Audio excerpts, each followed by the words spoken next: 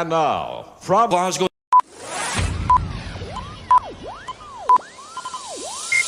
Ladies and gentlemen, may I have your attention, please? Good evening. Get ready to the countdown.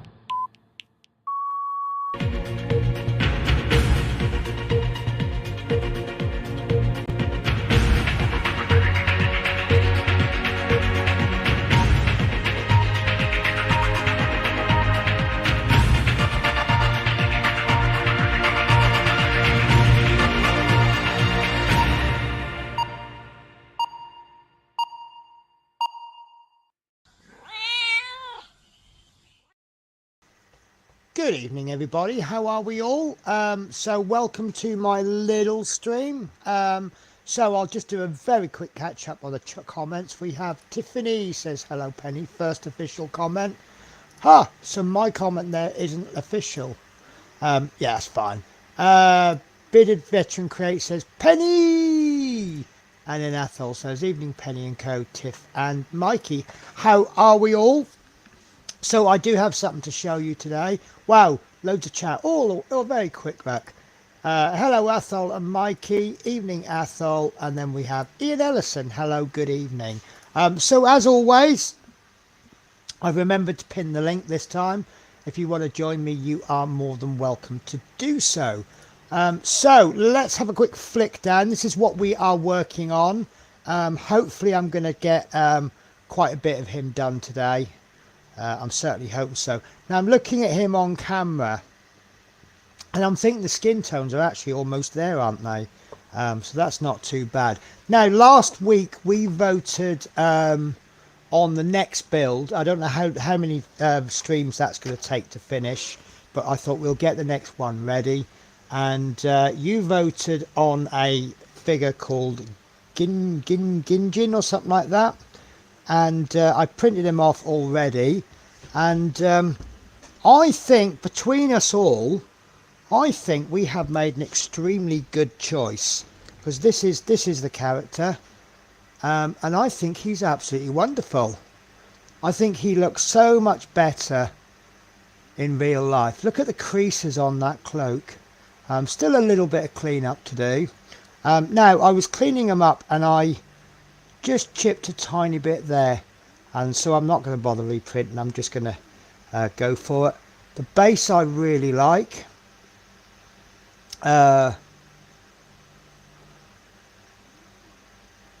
Sorry, I just caught a message. I will catch up with that in a bit. So that I really like. Be quite interested in painting those flowers. Normally I get plain bases and then I add foliage and things to it, but I am really impressed with that figure. So, as I said to someone earlier, all that money I spend on, there's some fur underneath there, all that money I spend on the miniatures, and the best ones are the ones that I get for free. So there you go, that's what we're going to be working on in a future stream. Sorry, it's just some of the comments caught my eye. So, hello Athol and Mikey. Evening Athol. Hello, good evening. Hi Ian. Good evening, here we go again. Or it might say good evening. Oh, here we go again. Ian Ellison says hi Athol. Athol says hi Dom.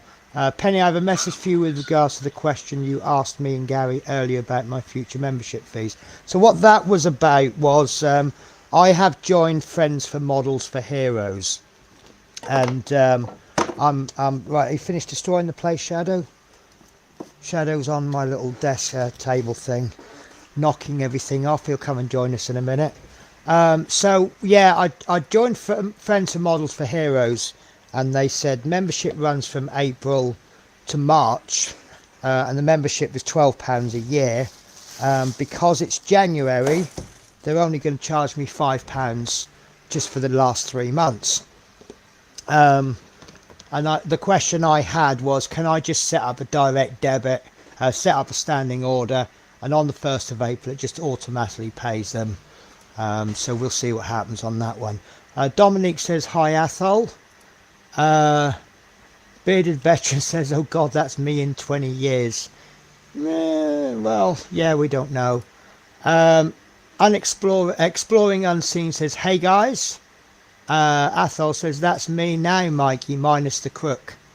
Penny, check out Claymore Miniatures for free STLs. I already have, believe it or not. I've checked out a lot of sites. And what's quite interesting is, let me see if I can find them.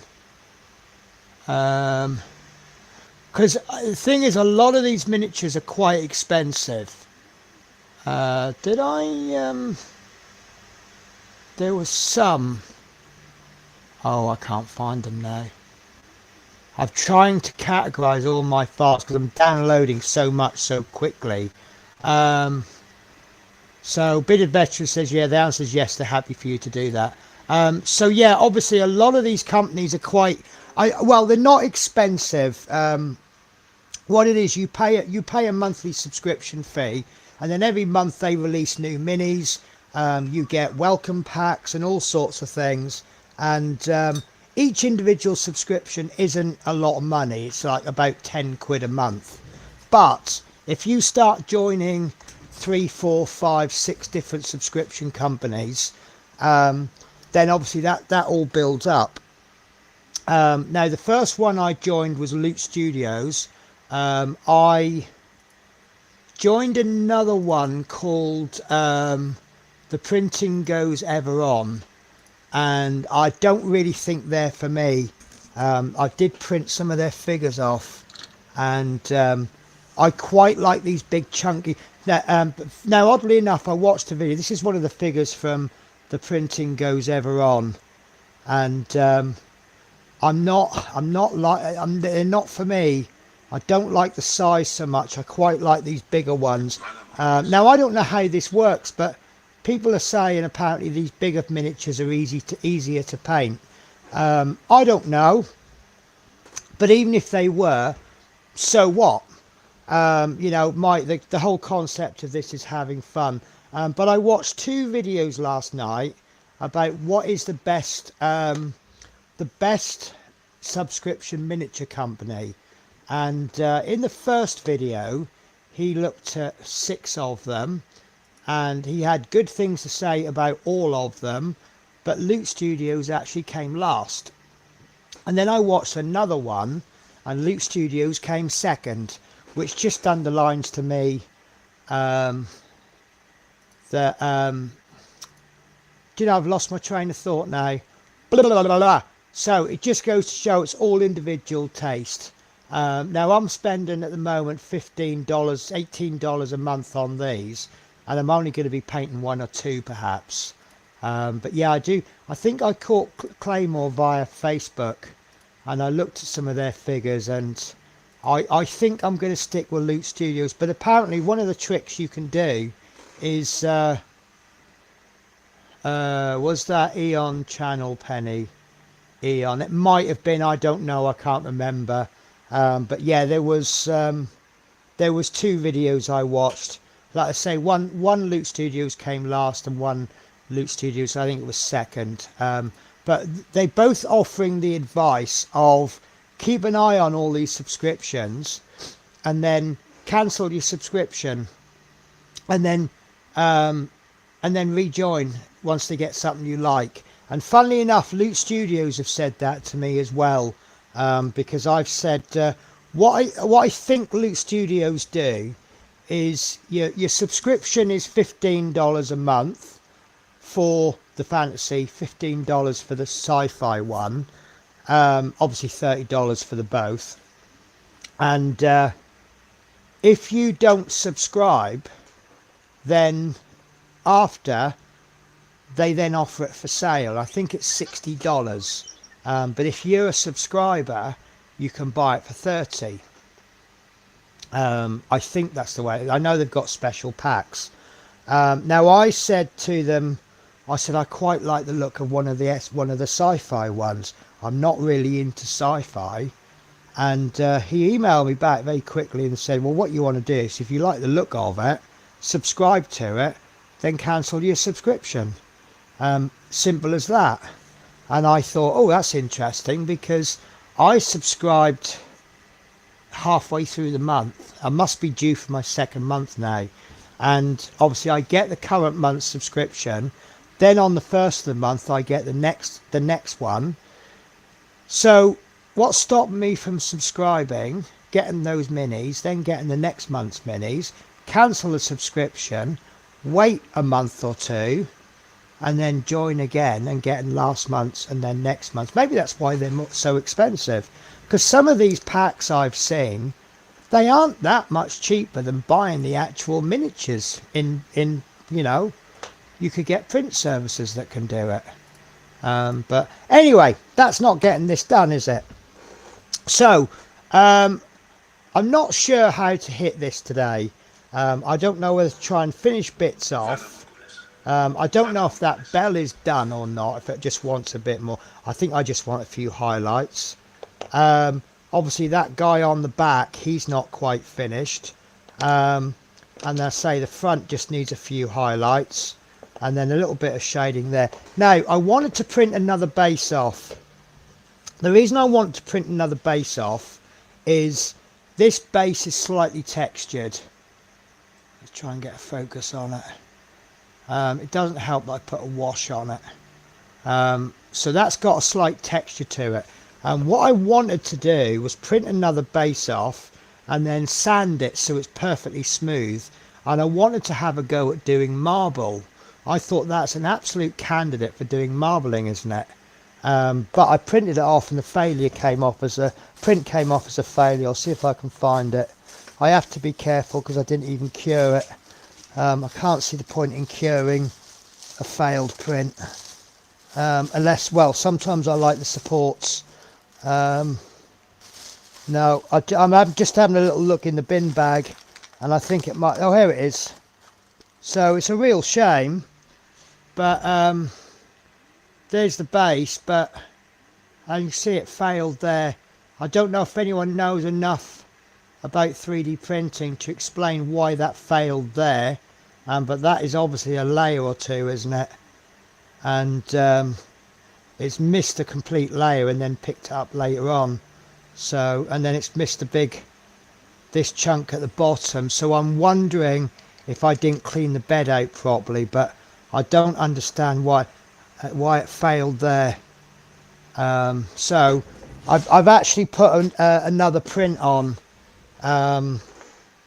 which is going to take quite a while. And I don't know if that's going to fail. If the bed isn't perfect, it's going to fail. And the trouble with the prints is that this one that I've got on at the moment has been running for 48 minutes, and you normally can't really tell until about an hour and a half. I'll just explain that one. So if I share screen, window,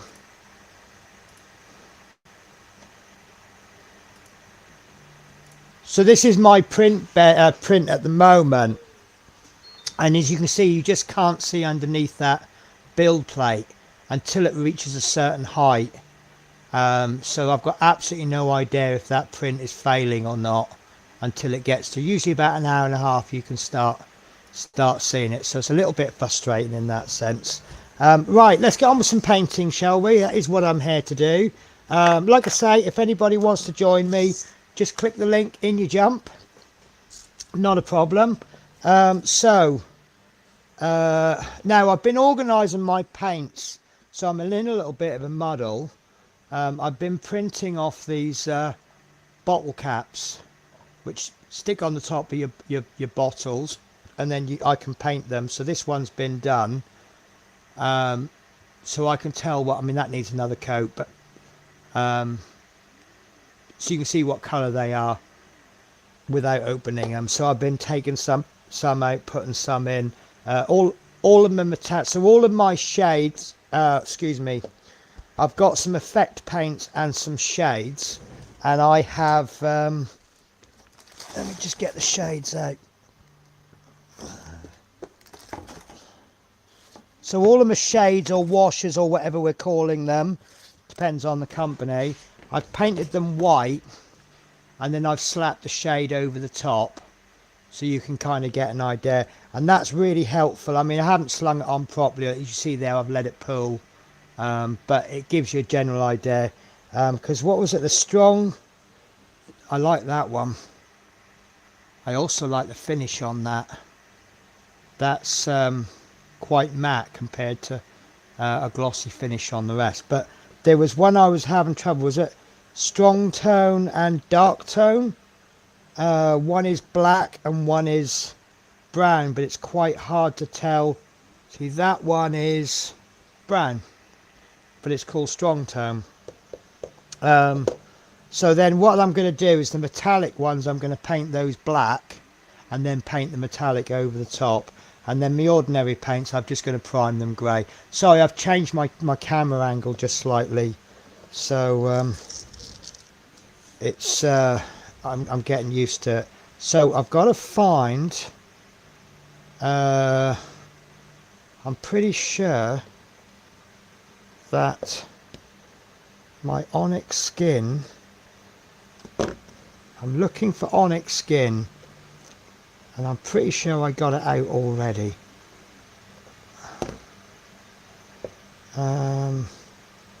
So as I say, I'm still getting used to these paints. So I'm sure in about 6 months time I'll say, oh, I need such and such, boom, there it is. And then once I get my other 3D print, I'm getting another FDM one, and hang on, because I might have to go through all of my paints to find the one I need. I've got a feeling it's not that one anyway.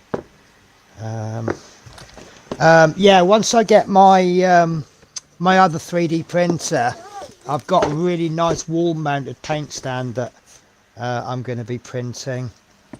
It's not going to be the, you know what, I'm going to have to look it up on the chart. I'm so sorry guys, I look really unorganized, don't I? Let's share the screen, we can look together then.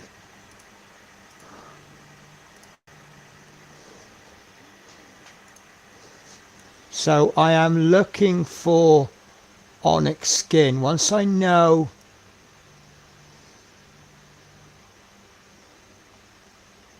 there it is.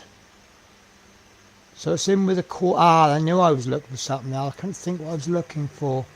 I want the flexible triad system.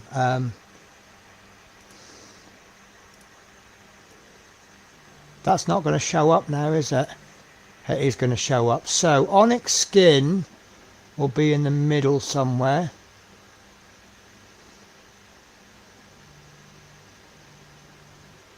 Also, I thought, there it is, deep skin tone, so I know that's going to be box number, set number 2.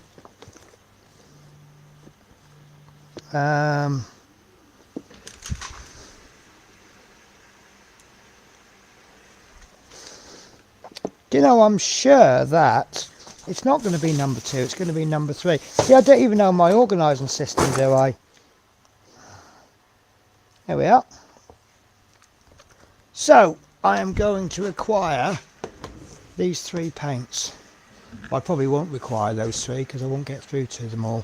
Right, so let's get...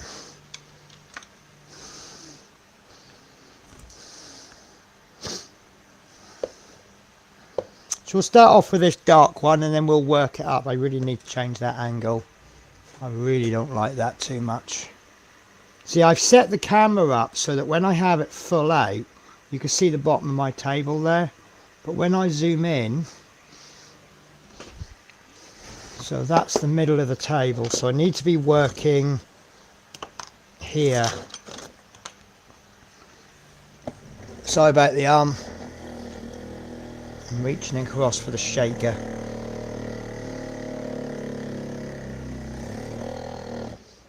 Right. And I lost my thinners last week, and I found them about 2 minutes after I finished the stream. So I know they're here somewhere, but like I say, I keep organising things. And once I organise things, I lose things. In fact, I just lost the onyx skin. There it is. So I want this paint rather thin. And when I say rather thin, I mean very thin. There we are. I think that's thinners, isn't it? In big capital letters.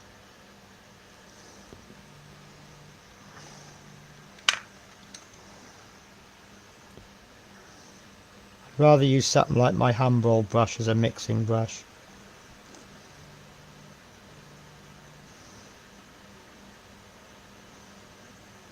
That's getting there.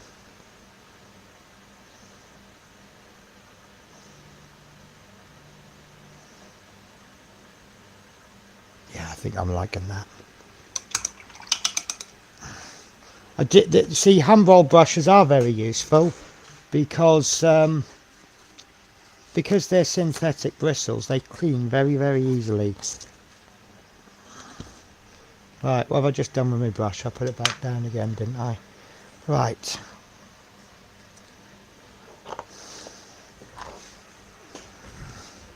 Got to take my glasses off.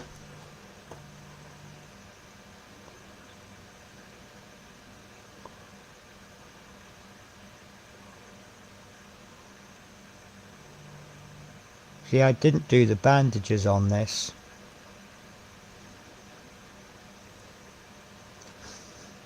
Which is a shame because then I'm going to have to redo the bandages.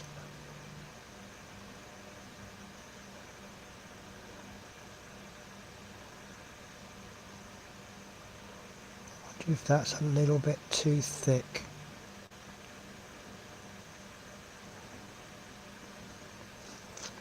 It's not terrible though, is it?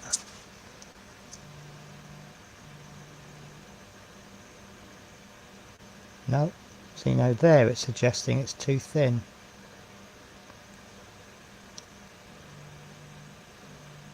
So I've been watching a lot of videos on speed paints.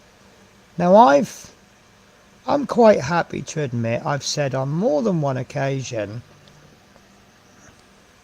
I don't want to get speed paints because I'm not about painting the model really quickly. I want to paint the model nicely.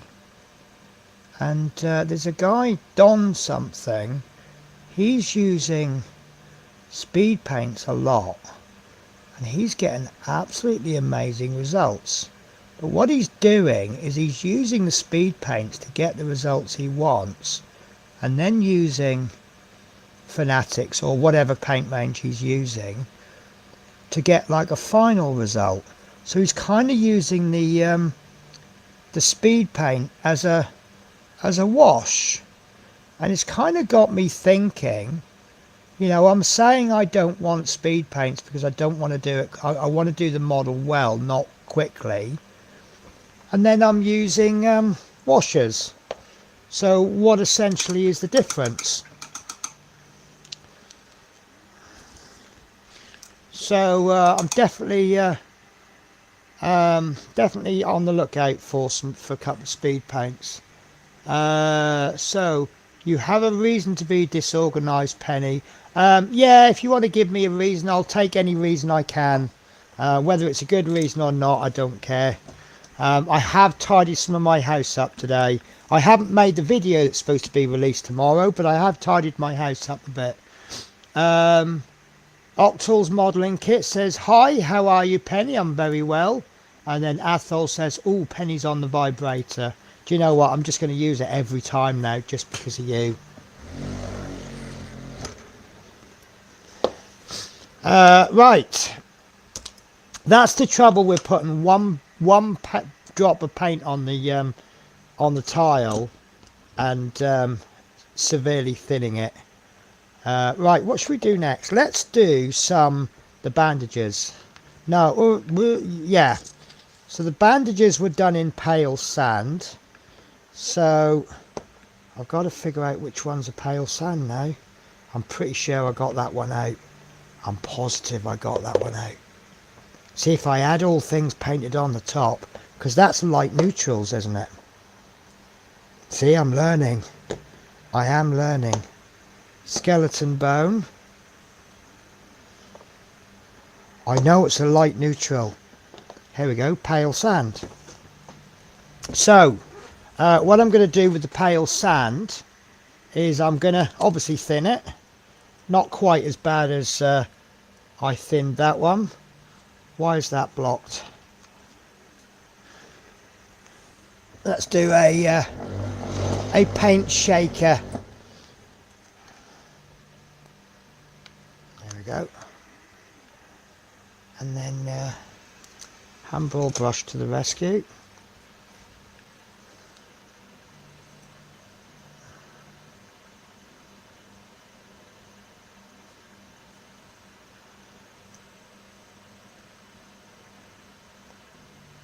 That's probably thinned almost to a glaze there, but that's okay. That's okay. Right, so what I'm looking to do is redo all of this bandage, but leave the recesses where the shade has gone in. I think that's way too thin. Let's have a look. So yeah, that's way too thin. Didn't need it that thin. Do you know what? I'm going to work with it.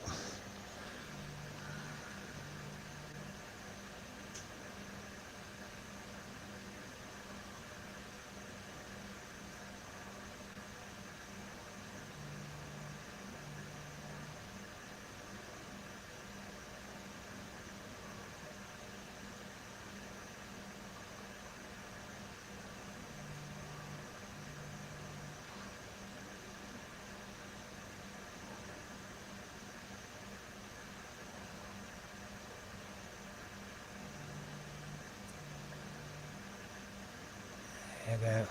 That's starting to get there, isn't it? So just hitting the higher points, just where the shade has kind of discoloured it.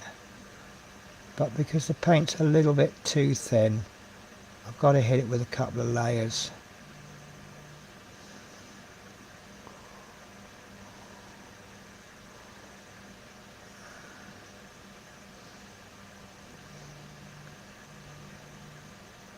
I think because I'm using a wash and it's a little bit too thin, I think I'm going to go with a thinner brush. In fact, I'm going to hit it with, that's too small, I don't want to hit it with a 10-0.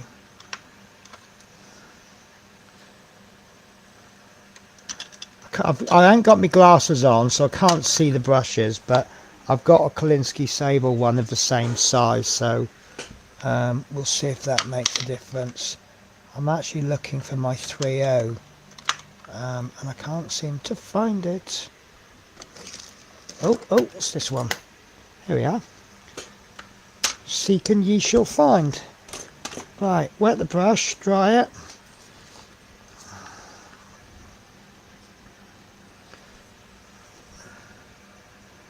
Because I love this Kolinsky Sable one because it's got such an exact point to it.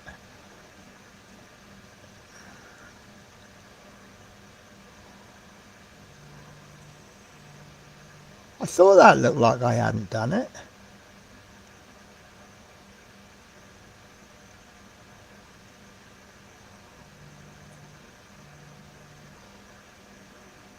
Can you see okay, guys? No, I'm too far down, aren't I?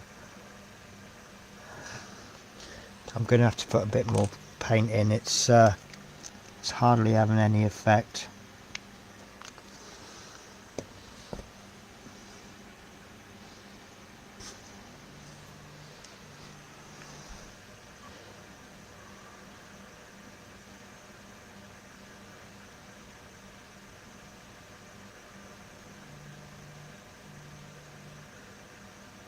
So I'm trying to get this bit because there's a little bit of uneven shading going on. So if I can just sort of even out the tone.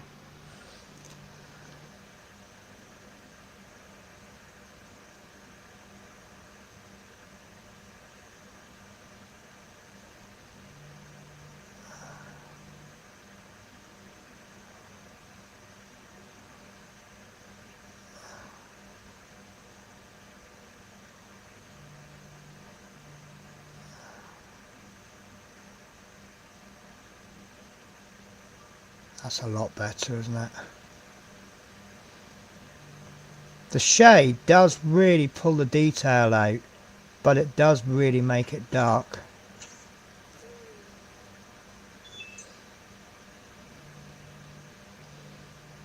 think we'll just do a two-stage highlight with this.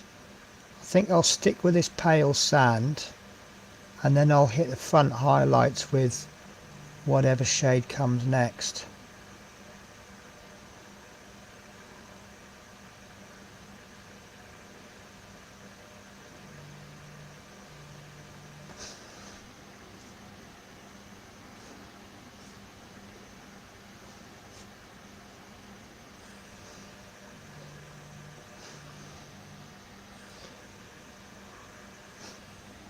Trying to get a good point on this, and I'm getting like a double point.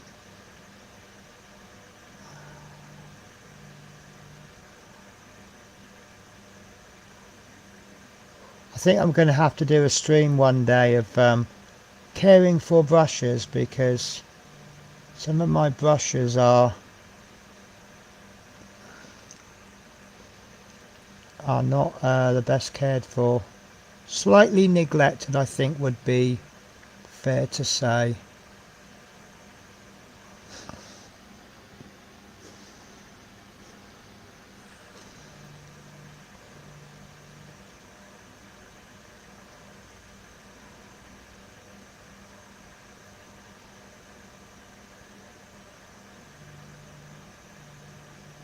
That's better. Once I've got control of my brush back, it's a little bit easier.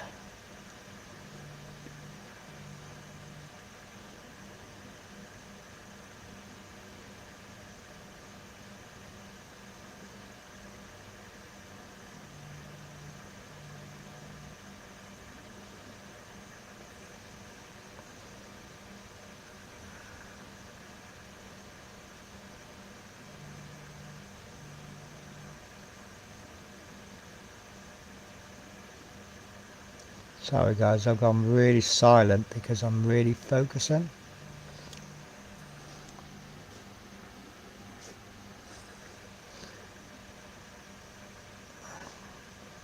Plus I ain't got my glasses on, so I can't see.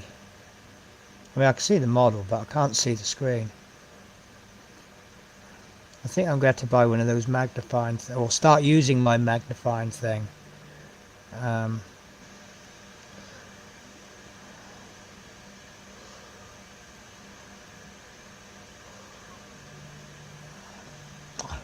I don't know what's going on with this brush. This is the finest brush in the whole world that money can buy, and it's just not acting like it.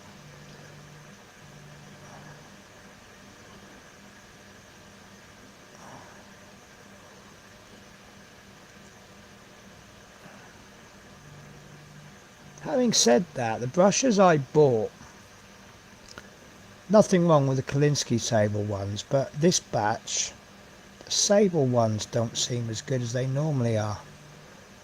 How's that looking, guys? Is that an improvement?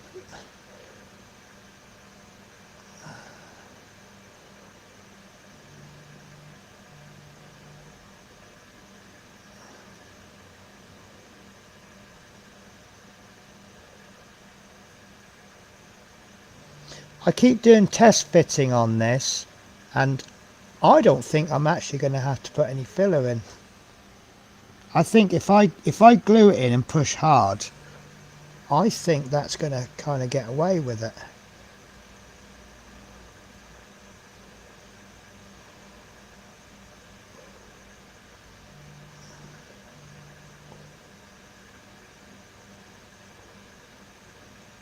Oh, you bugger.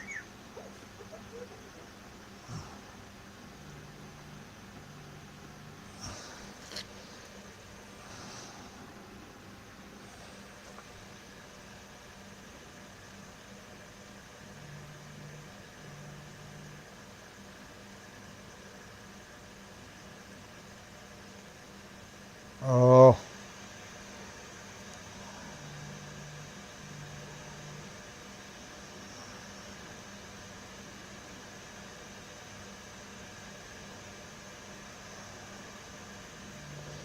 Yeah, I'm going to switch brushes.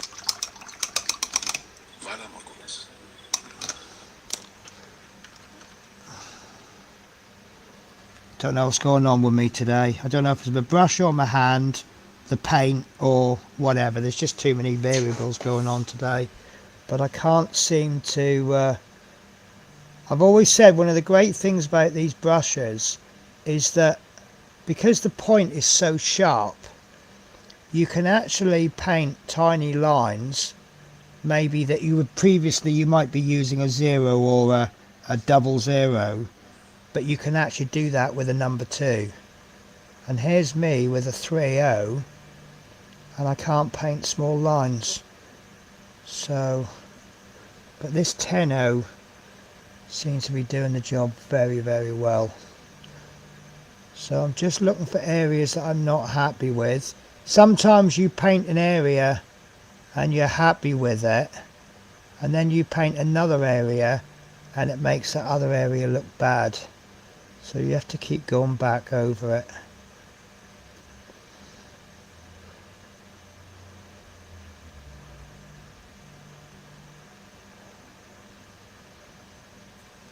But that's on its way there, isn't it? I will look at comments in a minute, guys.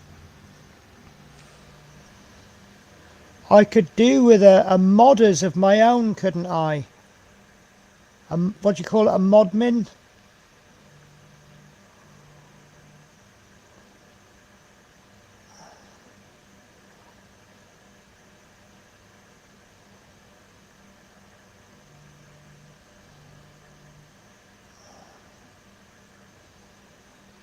There we go. Once I'm able to paint tiny thin lines, job equals easier.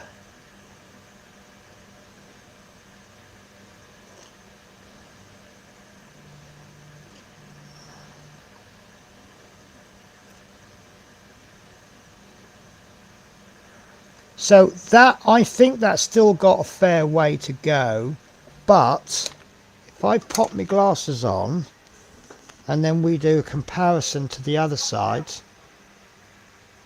it's getting there, isn't it? Right, Penny.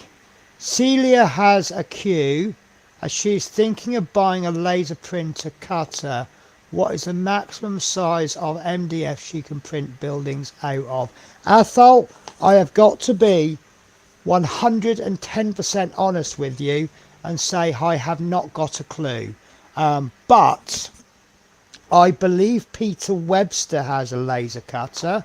So if he ever pops on, and you ask him, because not only do I think Peter Webster has a laser cutter, I also think he's one of the nicest people in the whole wide world, and he always has time for anyone that has a genuine question. So I would say ask Peter Webster.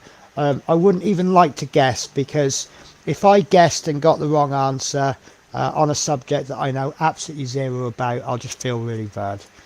Tiffany says, I do apologise, I'm not being ignorant, I'm just cooking food for me and Sonic. You are not being ignorant, and you do not need to apologise.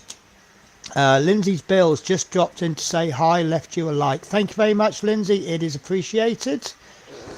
Always appreciated. Right. So yes, so this is a progress so far. So you can see it is getting there. Unfortunately, I think the two different colour shades is really showing up. Who's Lord Dovey? Hello, Lord Dovey. Oh, is Lindsay Lord Dovey? Then Lindsay says hi, Athol. Right, see if I can get a bit more of this done. I've tried to have a sneaky cigarette there, but I don't think that's going to work out, is it? Especially as I'm actually on camera as well. I forgot I've got that front view camera on. Right.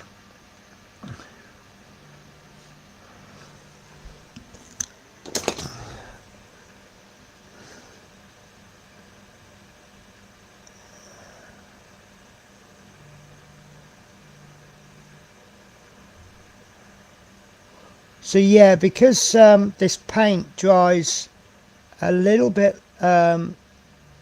slightly more transparent once it's dried, when you put the paint on, it looks okay, and then it dries, and then you're looking at it thinking, did I even put any paint on there?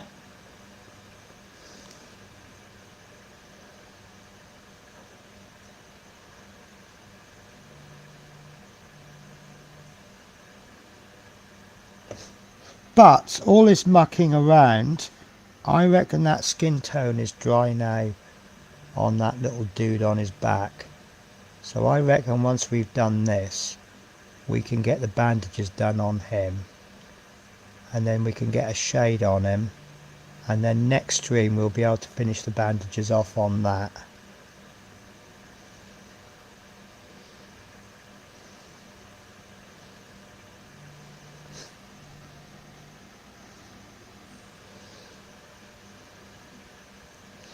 See, I don't like that bit there, but I can't see any bits that I can sensibly paint.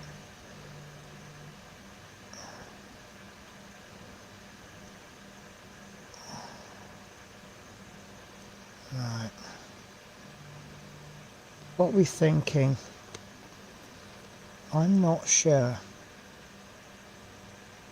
So I've been having some thoughts and also some discussions. What do you guys think about an earlier streaming time? Maybe 7 o'clock. I'm wondering if that might be a better idea, because it will give me more time to do stuff post stream. The idea behind me doing the 8 o'clock stream and at 9 o'clock, what time, I can't remember what time I've started now, whatever time I start now, is so that I can get more stuff done before. But the reality of it is I don't actually get a lot done before, and then if I'm finishing too late, I then want to go to bed and I don't get anything done. Now I'm becoming more and more of a night owl, so I don't go to bed till about 2 or 3 in the morning.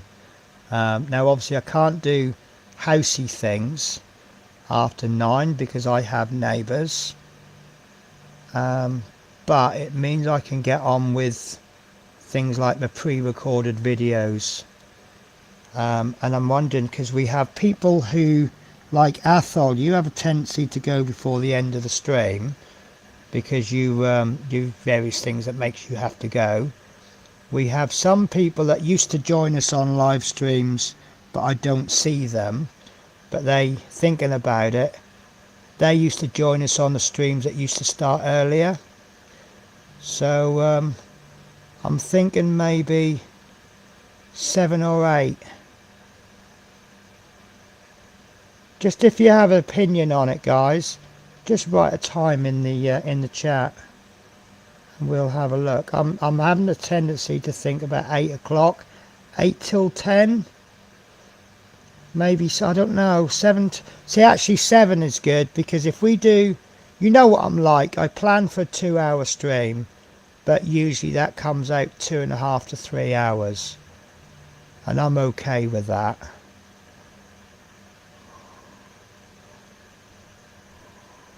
Right, I'm going to stop there, because I think if I keep going, I'm one of these kind of people who I'm not 100% happy, and I keep going, and I don't actually know when to stop.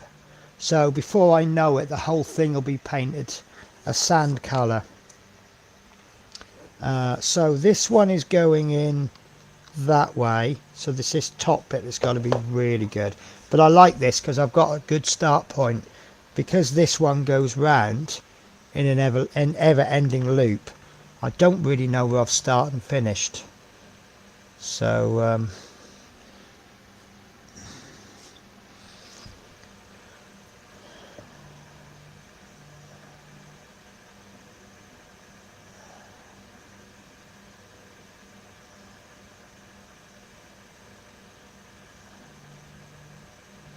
actually I should have stopped, see if anyone's got any comments. I really would like to take a break. For some reason I didn't make a coffee close to the end of the stream.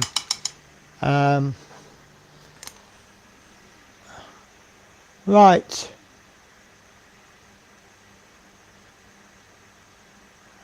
Where are we? Right, Athol. Okay, Penny.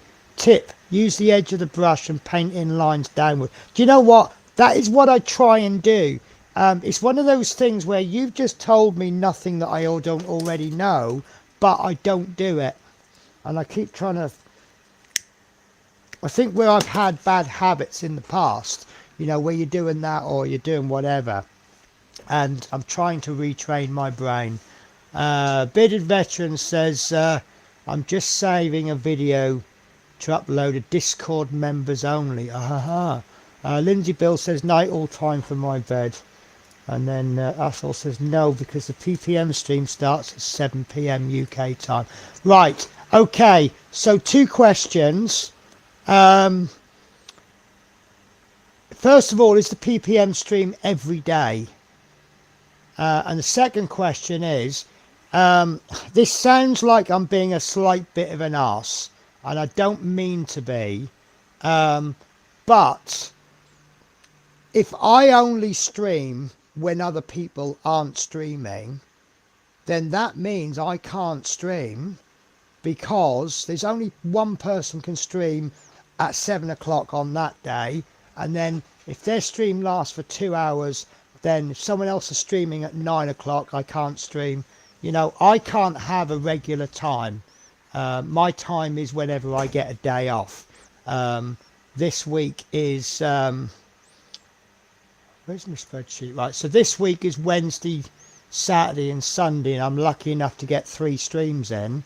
Next week will be Saturday, Sunday, and the week after will be Thursday, Friday, and the week after will be Tuesday, Wednesday. And you see how this is going. So, you know, if it's a case of I can't stream when somebody else is streaming, then I'm probably going to do 1 stream every 8 weeks, because that once in every 8 weeks is going to fall on my day. So I have to go ahead with my stream, because basically if I'm not streaming, basically I'm not doing my hobby. So you know, I do my hobby to make me happy, and I'm sharing it with you.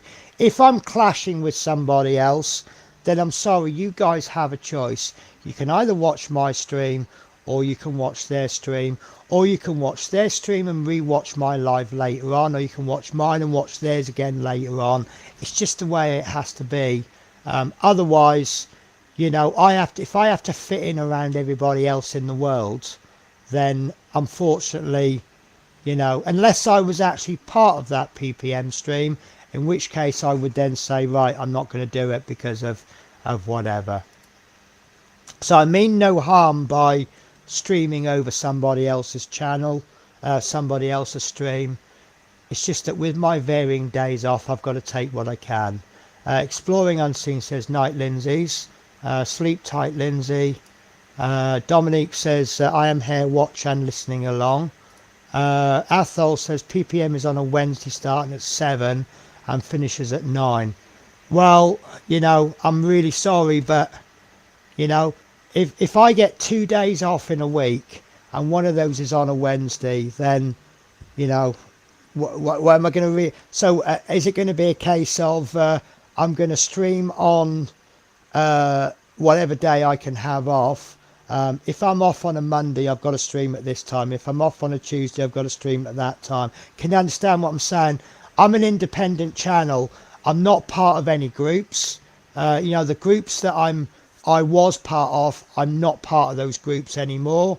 You know, we're friendly, but we're not groupy anymore. I'm sorry, but yeah, I'm not gonna rabbit on for ages about this, but basically I need to stream when I can stream. DJ Sonic Scotland says, hey guys. Athol says, do what you want, Penny. Yeah, I mean, look, it's like I say, if I'm streaming, I can't stream then because someone else is.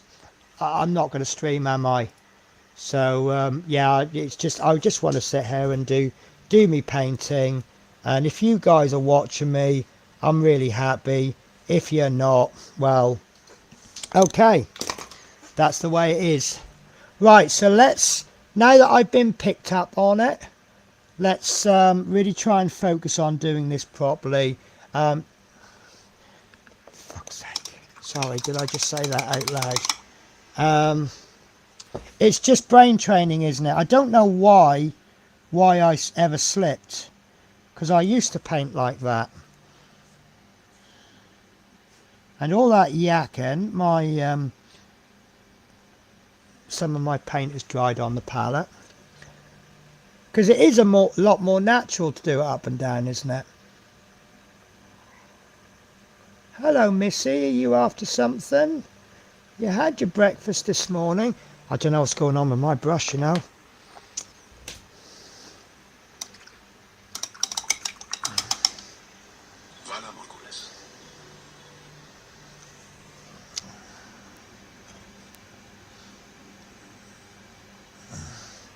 I can't, all of a sudden, can't get a tip on any of my brushes. Look at that.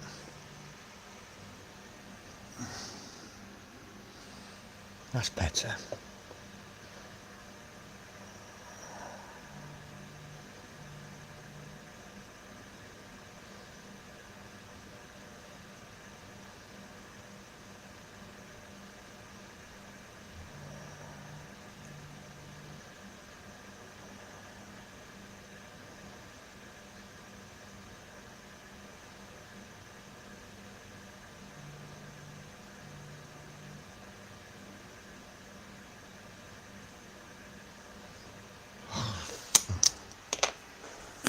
Oh, sorry guys, give me a minute.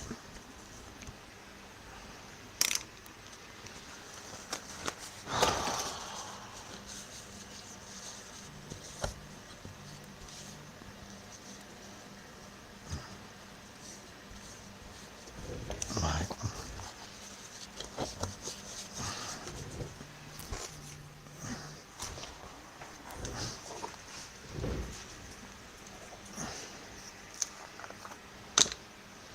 Do you know what, Athel? I've been in Aberdeen again the last couple of days. Sunday I changed my duty. I was supposed to be doing Edinburgh's, and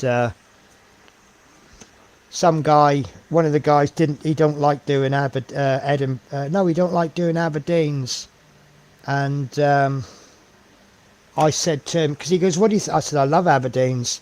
He says, do you want to swap? And I went, yeah, no problems. And so we swapped duties. And then I went in on the Monday. I was supposed to be on 2 o'clock, what we call 2 till 10 spare. So 2 till 10 spare is, do you know, it's that brush again. That was the brush I was using that wasn't splitting. Well, I've just cleaned that brush thoroughly, so if that doesn't fix it, then, and I'm just going to clean this brush while I'm here. Do you know, I've kind of converted from Masters brush soap to olive oil soap from Holland and Barrett, and I can't find it, so I'm back to using the Masters brush soap. Right. Yeah, so I was came in Monday. I was 2 till 10 spare. So what 2 till 10 spare essentially is you will sit there with no planned work, and then if anything happens, you have to pick it up. And I was just leaving the house at 1 o'clock to leave for work, and I get a phone call from work, and they said, oh, can you come in at 5 o'clock and do the basically it starts at 5 p.m, finishes at 3 in the morning. It's the 11 o'clock at night off Aberdeen. And I went, yeah, no problems. If I'm gonna do work, I'd rather do in Aberdeen. And then I was having a bit of a whinge about it. I said, how come you get all these spares sitting around and they're always doing nothing, and then when I get spare, you've always got a duty for me? and but I've got the Aberdeen duty is supposed to be 9 hours and 5 minutes, but if you're spare, it's a 10-hour shift. So I come in all slightly grumpy, and I said, I would like to respectfully request that I get paid 10 hours for this, because you changed my duty 2 hours before it was supposed to start. And the duty manager just looked at me and went, okay. And then the next day I came in for 2 o'clock. I reached 3 o'clock and they said, can you go and do this duty? So I did another Aberdeen. But I'd say if I'm going to do work, I'd rather do an Aberdeen. Right, let's do a catch up. Hi guys, do what you want. Hello DJ Sonic, far about in Scotland are ye fae? Glasgow originally, in the borders now mate. Okay, I'm in Aberdeen. Just stream when it suits you, that's how I will do it too. Everyone has their own community, and if it happens to be the same, then the viewer has a choice. Well, the thing is, I mean, when I do my lives, they don't go away. It's just that they're not live anymore. So that's what you think about it. I used to be a driver's mate doing deliveries all over Scotland, including overnights in Aberdeen and Inverness. Is Inverness a bit more of a major place than I think it is? Inverness, just not knowing Scotland, it kind of comes across as just a little town, you know, because you've got Glasgow and Edinburgh, and obviously Aberdeen has got its importance. But, you know, Inverness seems a lot more important place than I think it is. You know, we have a route that goes to Inverness, but all I ever see is the road into Inverness and the bus station.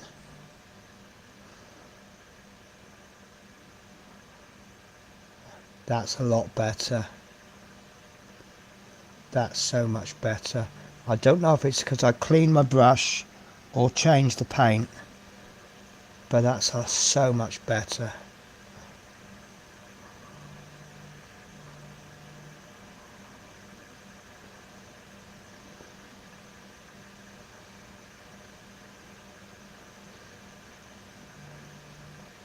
Sorry Athol, I feel like I've had a right old rant today. I didn't mean to.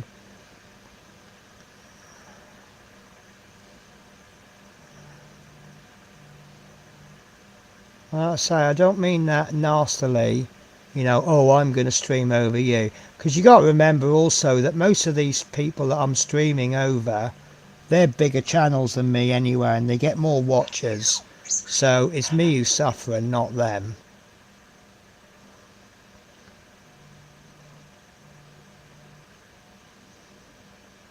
But I mean, I remember a time when I was able to stream regularly at 8 o'clock on a Wednesday, and I used to do my Route Master show, and that kind of became my time.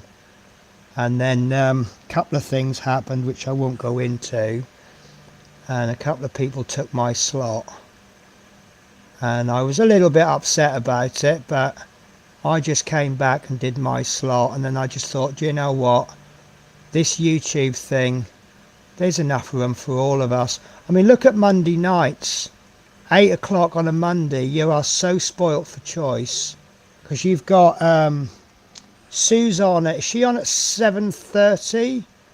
You've got Airfix and Chill at 8 o'clock. You've got the interesting one, and there's a couple of others. You got some of the Americans are starting to do. What's going on there? There's something there that I don't like. Yeah, the Americans are sort of doing their afternoon shows at about 8 o'clock, and there's so much to watch, and you just can't. Oh, of course you got Rob the Builder. He comes on about 7 for an hour or two. So it's funny actually. I was sort of talking to a driver at work about a little proposal we're going to put to work, and we were talking about having a regular day off, and I said, He says, what day do you want off? Would you have off? And I went, not Monday. I normally wouldn't have the weekend off, because if you start giving a bus driver every weekend off, then the other drivers will be like, well, we want every weekend off. And it's a busy time for us, as you can imagine.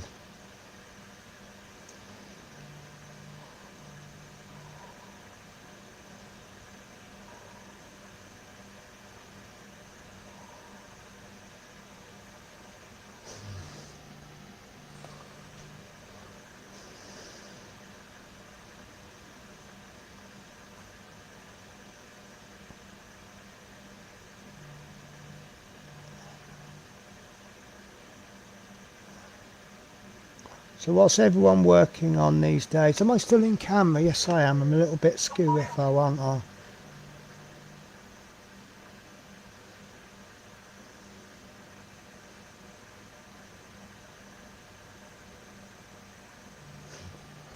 not so sure about this one. I'm not.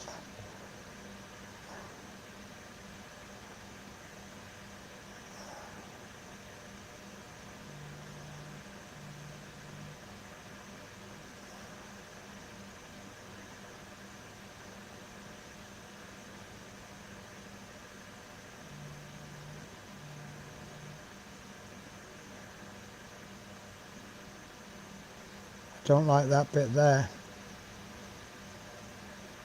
I've got an accumulation of bright paint in the edge there. I think I might just put a little bit of shade, just a very thin, non-pooling layer of shade.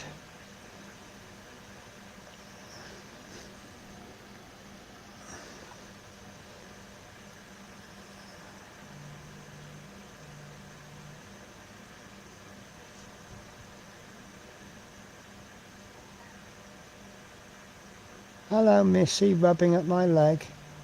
There is a great big hair running across here. No, there it is. Now, is that a cat hair, or is that a human hair? Or does that come from something else? This is one of the joys of having pets in your crafting area. Could even be a paintbrush hair.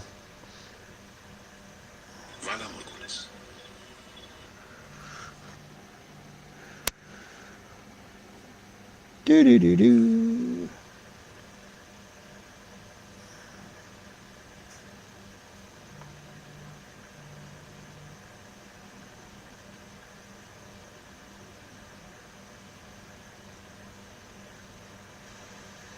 Is that improving? I'm not really sure.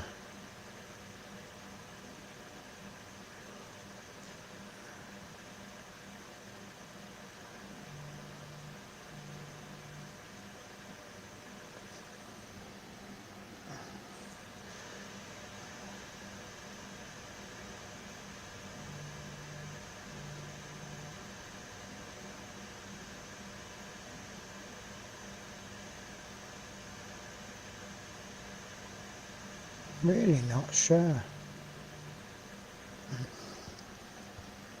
I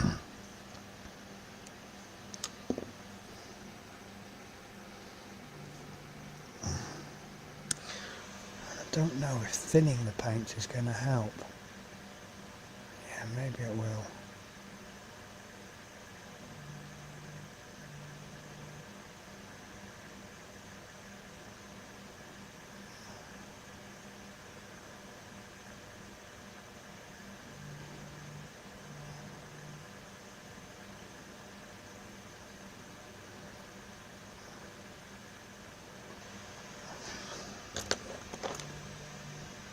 I think that hair might be coming from my brush, you know.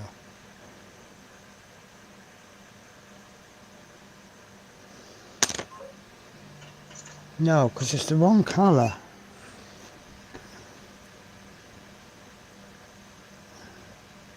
I reckon my cats have been in the night and they thought, oh, that painting looks fun, we'll give it a go.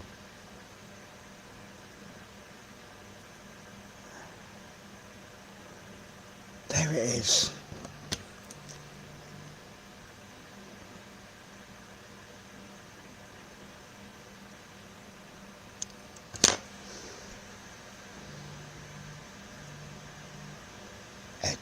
I don't know if I'm not picking that hair off of it, if there's another one.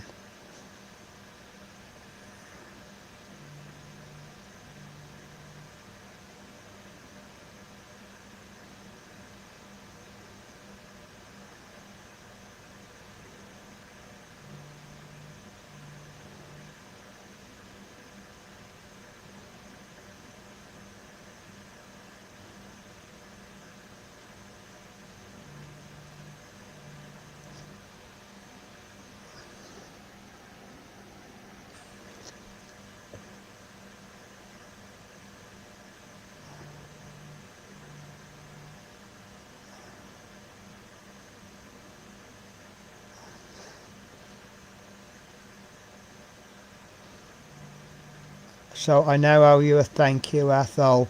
You are making me think. I was about to paint that next bandage upwards, and I'm like, nope.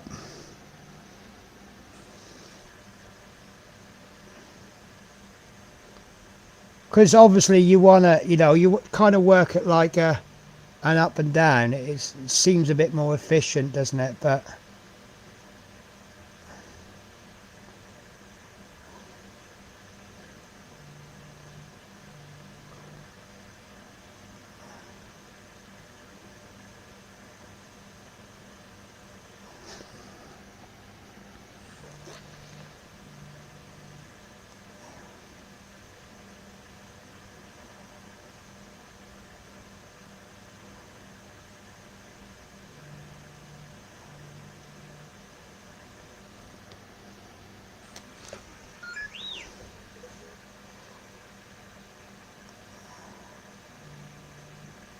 see, I'm trying to avoid the cartoony look, but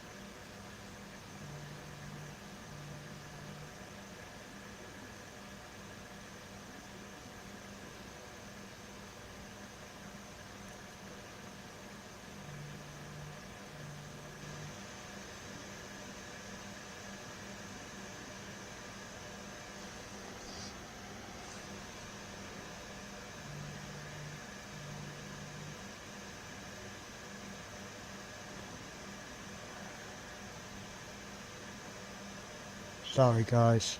I didn't put my background music on, did I? That would have helped.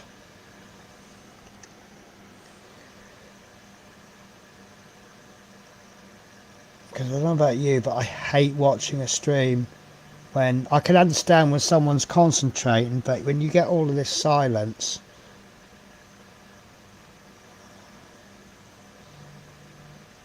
it's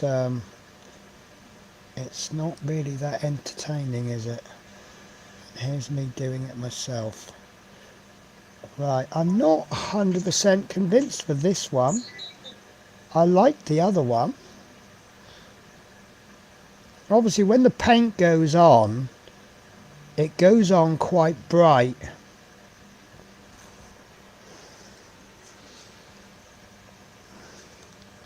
You know, they do look completely different.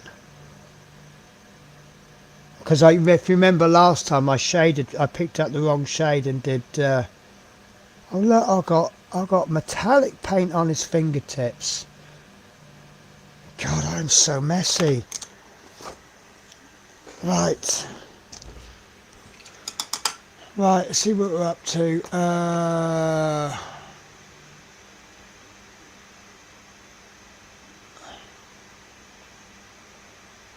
Right, just, that's what I think.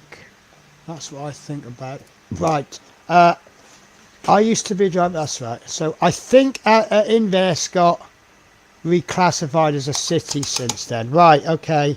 I mean, I know that some of these towns are in a bit of a decline, and some of them are in a bit of a rise because where I live, it's one of these new towns, and it seems to be doing all right. But I was watching a video on Irving, is it? And that's kind of in decline, and the shopping area is a bit of a mess. But I wonder if a lot of that's to do with online shopping.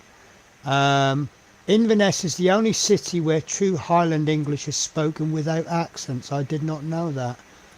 No Sue has stopped streaming. Oh, is she actually stopped streaming? Because I messaged her. Obviously, she sent that. She posted that video about the cost of StreamYard, and I sent her a message about Melon, and I said about the cost of it, and I'd like to think I might have saved her stream. So.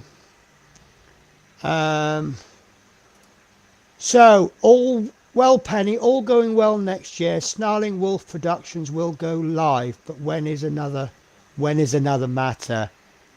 Yeah. Tried doing a model kit earlier, but I didn't have the paint to paint it. And then, well, Celia and I were trying to make a composite aircraft out of 3 Kobe Lego kits plus Lego spares I bought as a job lot. Mixture of an F-14 and F-18. That sounds interesting. So that'd be like we couldn't call it an F-16, could you? Athol says, I followed Duncan Rhodes' advice and moved my mod. Yes, so Duncan Rhodes is kind of my mentor, and I do normally move the model around to suit, but then all of a sudden I don't.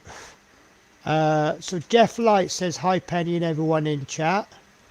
Athol says, hello Jeff and Maggie. Hi Athol. Sue has a dreaded C, so is poorly. I did not know that. Sue has stopped streaming for the time being. She's not very well. No, God, I didn't know that. So has that come after she announced that she's not streaming because of the cost of Streamlabs? Right, I'm going to have to do this skin next because I can't leave his fingertips like that, can I?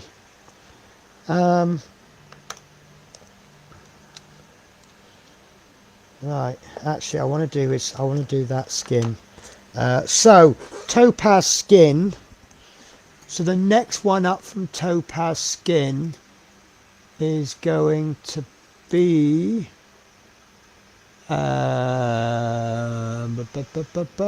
Jasper Skin.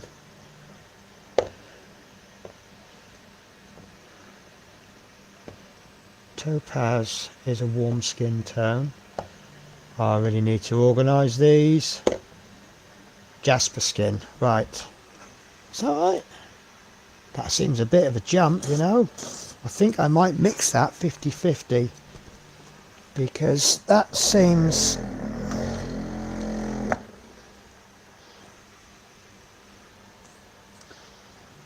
Yeah, that seems a bit of a jump, doesn't it? Even if you do thin the paints down.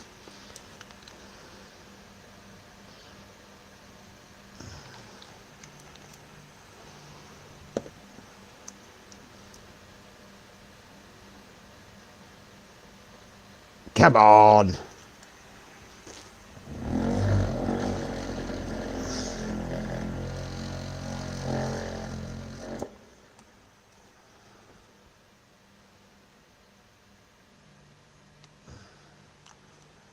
Right. Let's try this number 3 brush again, because I wonder if it just needed a clean.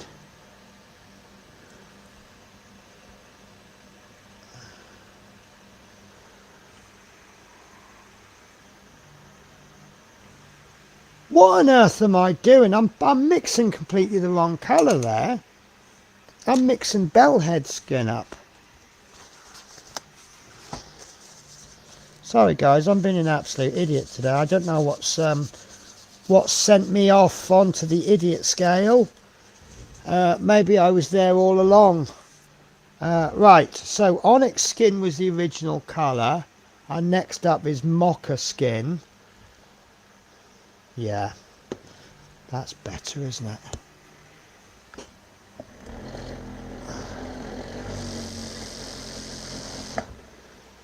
Right. I'm still going to try and use my number 3 brush though.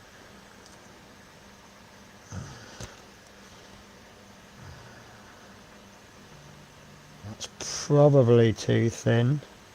Actually, no, I think that's fine. That is going to be very thin. It's probably going to need a couple of coats, but that's kind of how I want it.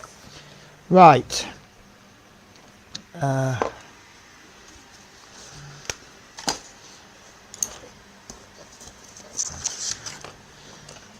Because once I get this main skin tone down, I can start doing his bandages. Right. Let's get some on the brush.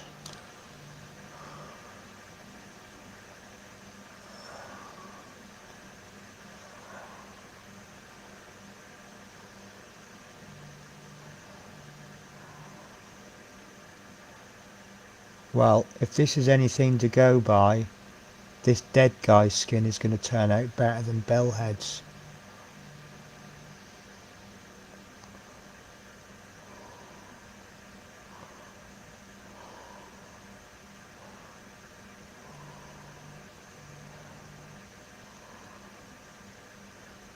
Guys, can you see my tongue hanging out where I'm concentrating?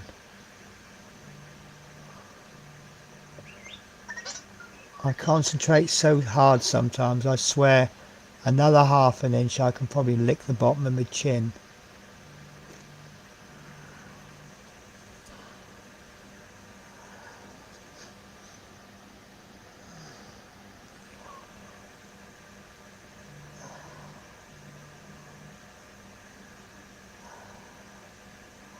I'm going to check on my print in a minute because I'm absolutely convinced it's going to fail.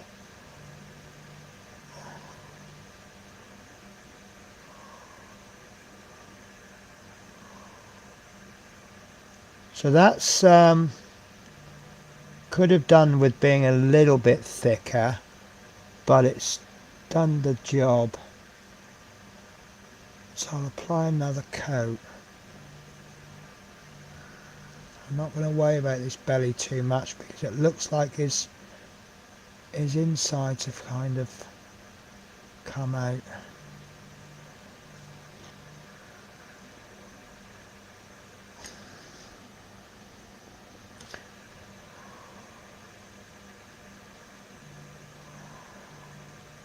Yeah, I think that initial coat was a little bit thin.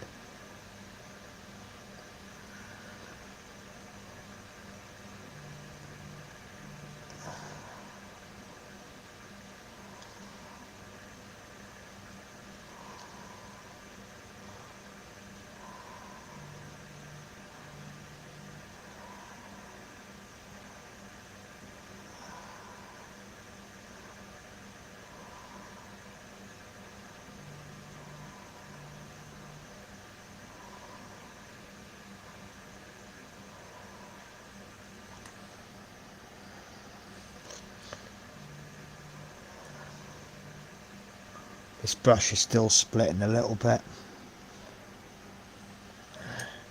It's okay when it's fully loaded.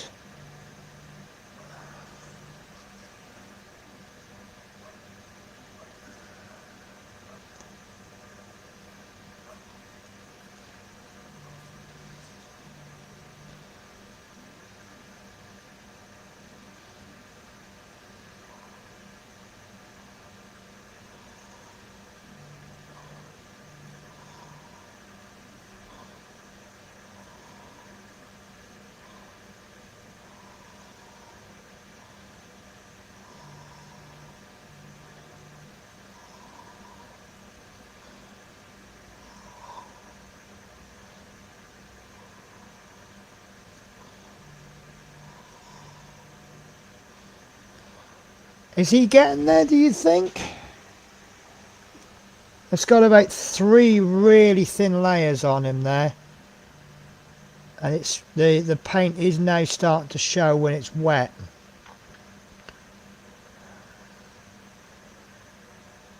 And I'm just trying to get rid of the bits where it's obviously green.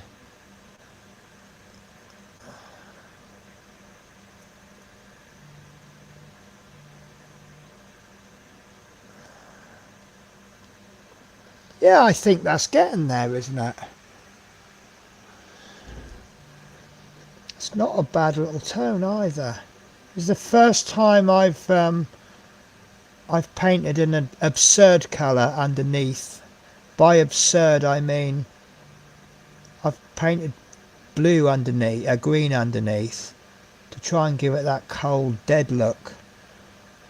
And I think it's working, because Bellhead skin has definitely got a lot more life in it than this one, isn't it? I'm liking that. There was a couple of layers where I went, I'm not sure if this is going to do anything, but I think it's just suddenly got there, isn't it?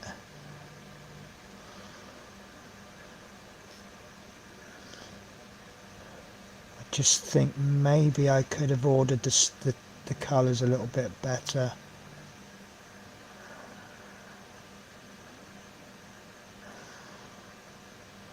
Right, shall we attempt one more on that? Switch it down to a smaller brush and switch the colour up to something a little bit brighter. So that was Mocha Skin, wasn't it? Next up from Mocha Skin is Amber Skin. Amber Skin. Where's my Mocha Skin? So that's perhaps a little too much of a jump, isn't it? So I think what I'll do is I'll just add a little bit of that straight into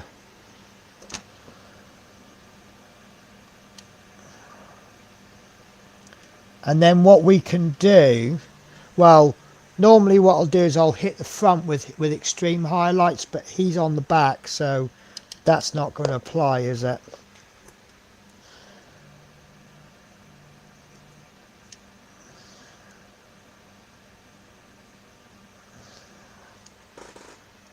Right.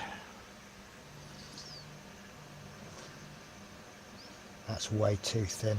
Do you know, I just made it thinner. I made it too thin, and I thought, oh, I'll thicken that up a bit. And then I mixed it all up, and then I thought that's a bit thin, so then I've just thinned it a little bit, and then I'm back to square one. Right. So, where's my base? Base? I'm losing everything today, guys. Here it is. So that's how he is on the base. So I want to be hitting him mostly from this angle.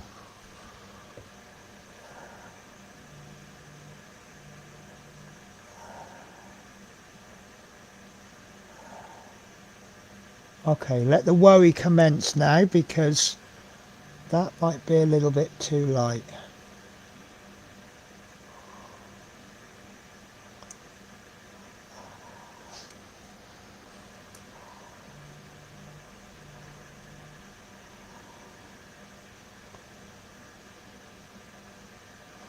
Okay, I don't know what's going on here, but this seems to have pulled all the paint off. I've got green spots everywhere.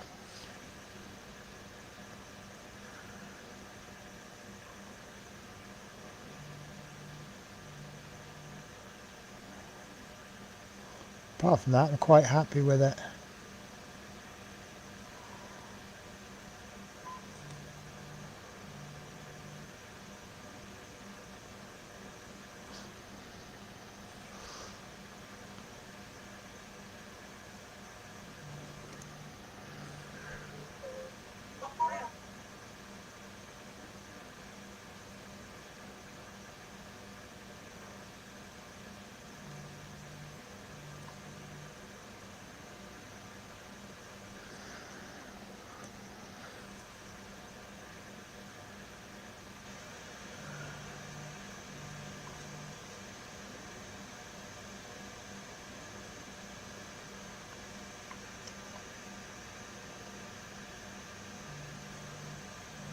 I'm liking that.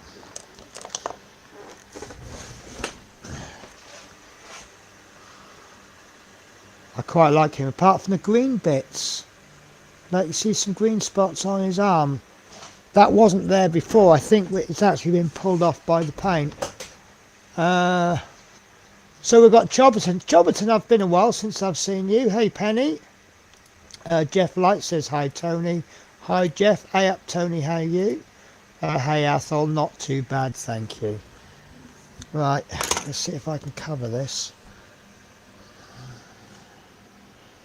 Go for some of the darker. Just think that green's showing a bit too much.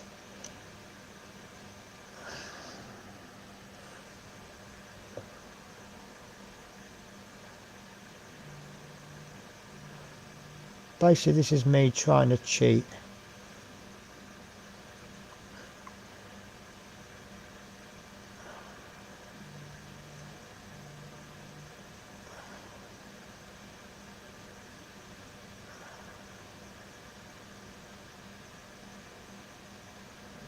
Rather than placing the highlights where I think they should go, I'm actually placing the highlights over the green.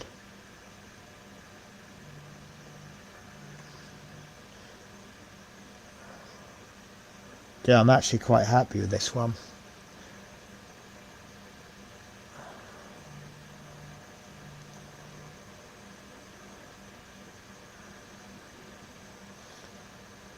Let's get a darker one.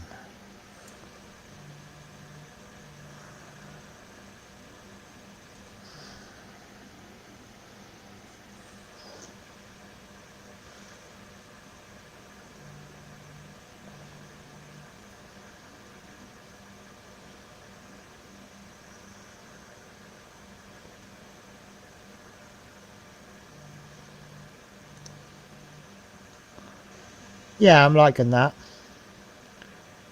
Liking, oh look, that big bit at the back I've missed. Right. Onyx skin, onyx skin. This would have just been easier if I had done the 3 colours in the first place. Stuck a splotch on the palette. You know what would have been even better, don't you? If I'd used a wet palette.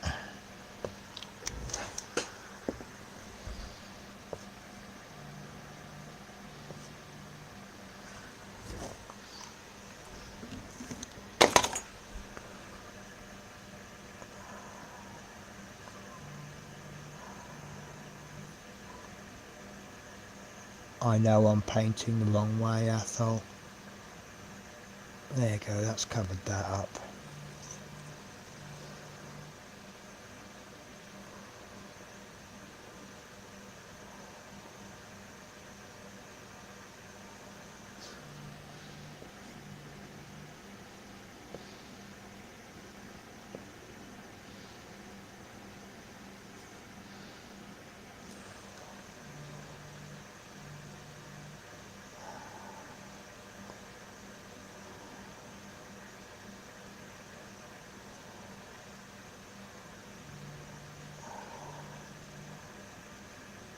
Right, let's see if we can find any flaws in that dead body using the camera. Because what seems to be happening is I'm looking at it, I'm doing it, I'm like, yeah, that's all right. And then I hold it up to the camera and then there's a load of flaws. Like there. Why could I not see that before? Do you know, I think it's probably just best if I hold it to the camera and paint it.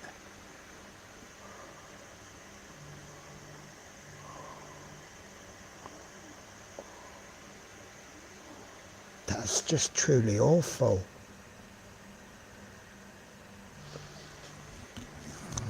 Oh, my headphone's falling off.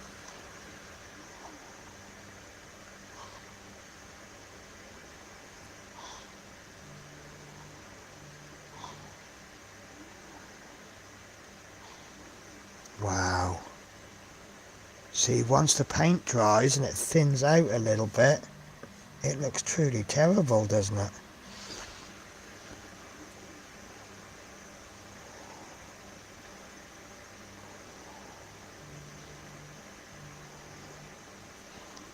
That's not so bad now, is it?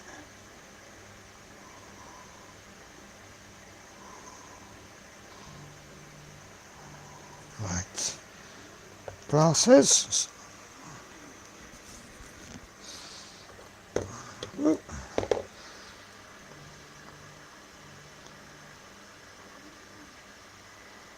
Right, apart from the Tau and the Orcs, whose body colours are different to nearly everyone else, who's to say every planet is lit by the same sun similar to ours? I want blue skins and greens other than Orcs. Yeah, but the look I'm looking for on this dead guy, without it coming across accidentally racist, is that Bellhead has obviously killed this guy and he's dead. And he's originally a darker skin tone than Bellhead.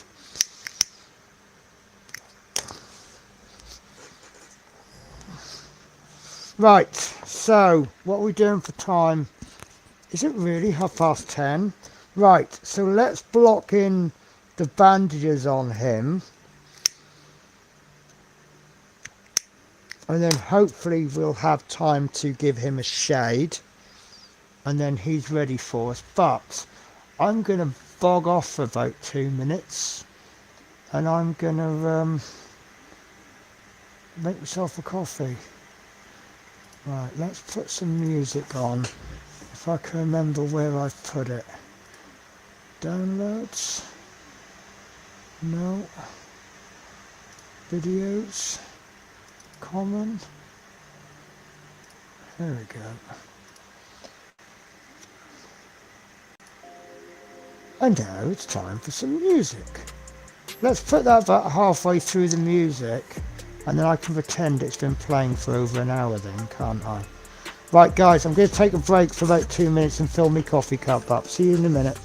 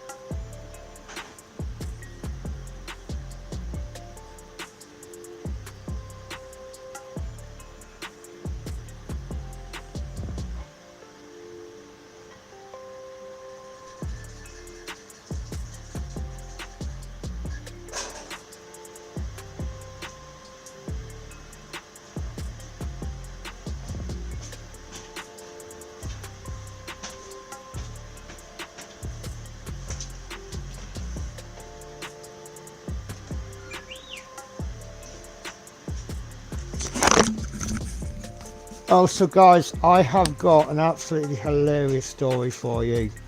You'll love this.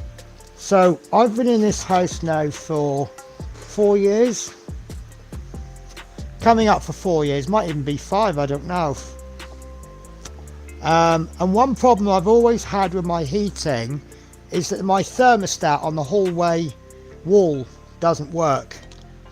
And so my heating is either a fiery furnace or it's switched off, and so I don't turn it on very much. I tend to use halogen heaters. Now If I have it on too long, I think there's a problem with the pressure. And what happens is it just kind of cuts out, and you have to switch it off and switch it on again. And it's been a real problem today. It's been really cold and I've just gone sod the expense. I'm having the heating on in the whole house, and it's been lasting about half an hour until it cuts out. I have about 2 hours ago figured the problem out. The problem is the thermostat is on the boiler, not on the wall, and it's been set for full, and because it's putting so much effort into it, it's just cutting out. I've turned it right down so it's warm rather than hot, and it has been warm, and it's been running all this time, and it's took me 4 years to figure that one out. I think that's funny anyway.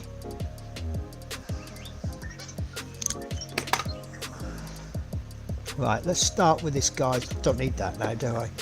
Let's start with this guy's head.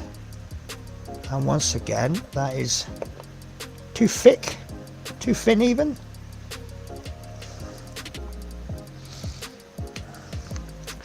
See, we mentioned Duncan Rhodes earlier. I kind of learnt the two thin coats thing from Duncan Rhodes. I've always thought of that as the GW way, but since Duncan Rhodes has left Games Workshop, it's now 3 thin coats, because it's almost like his trademark, isn't it? But because I over thin my paints rather than under thin them, and I just can't get it quite right. Never have been able to.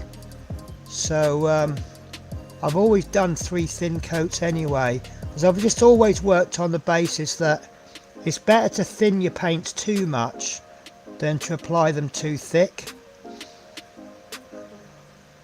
There you go, Athol, you've really got to me now. I'm really doing this properly.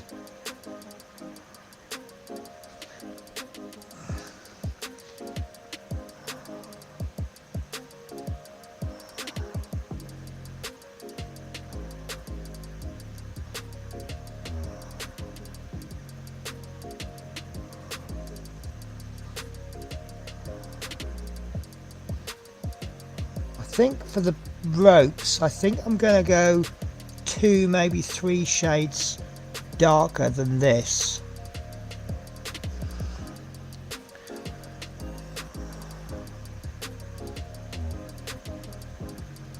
There's just so much detail on this.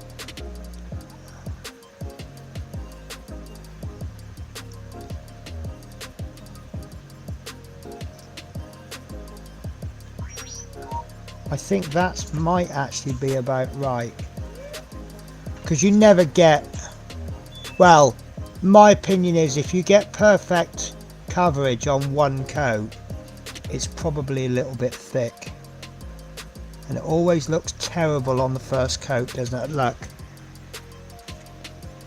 it's a little bit bright on this camera, so it might not.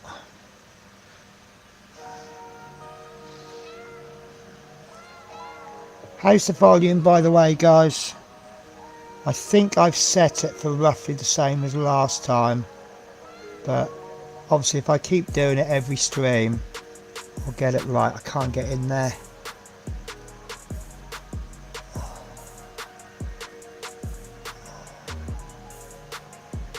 There you go, that's done it.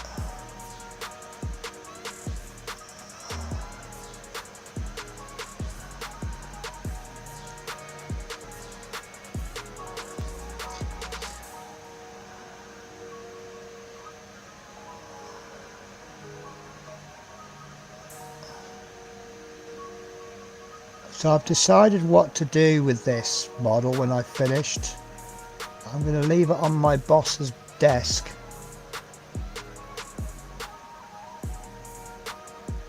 And it's going to be a little joke, because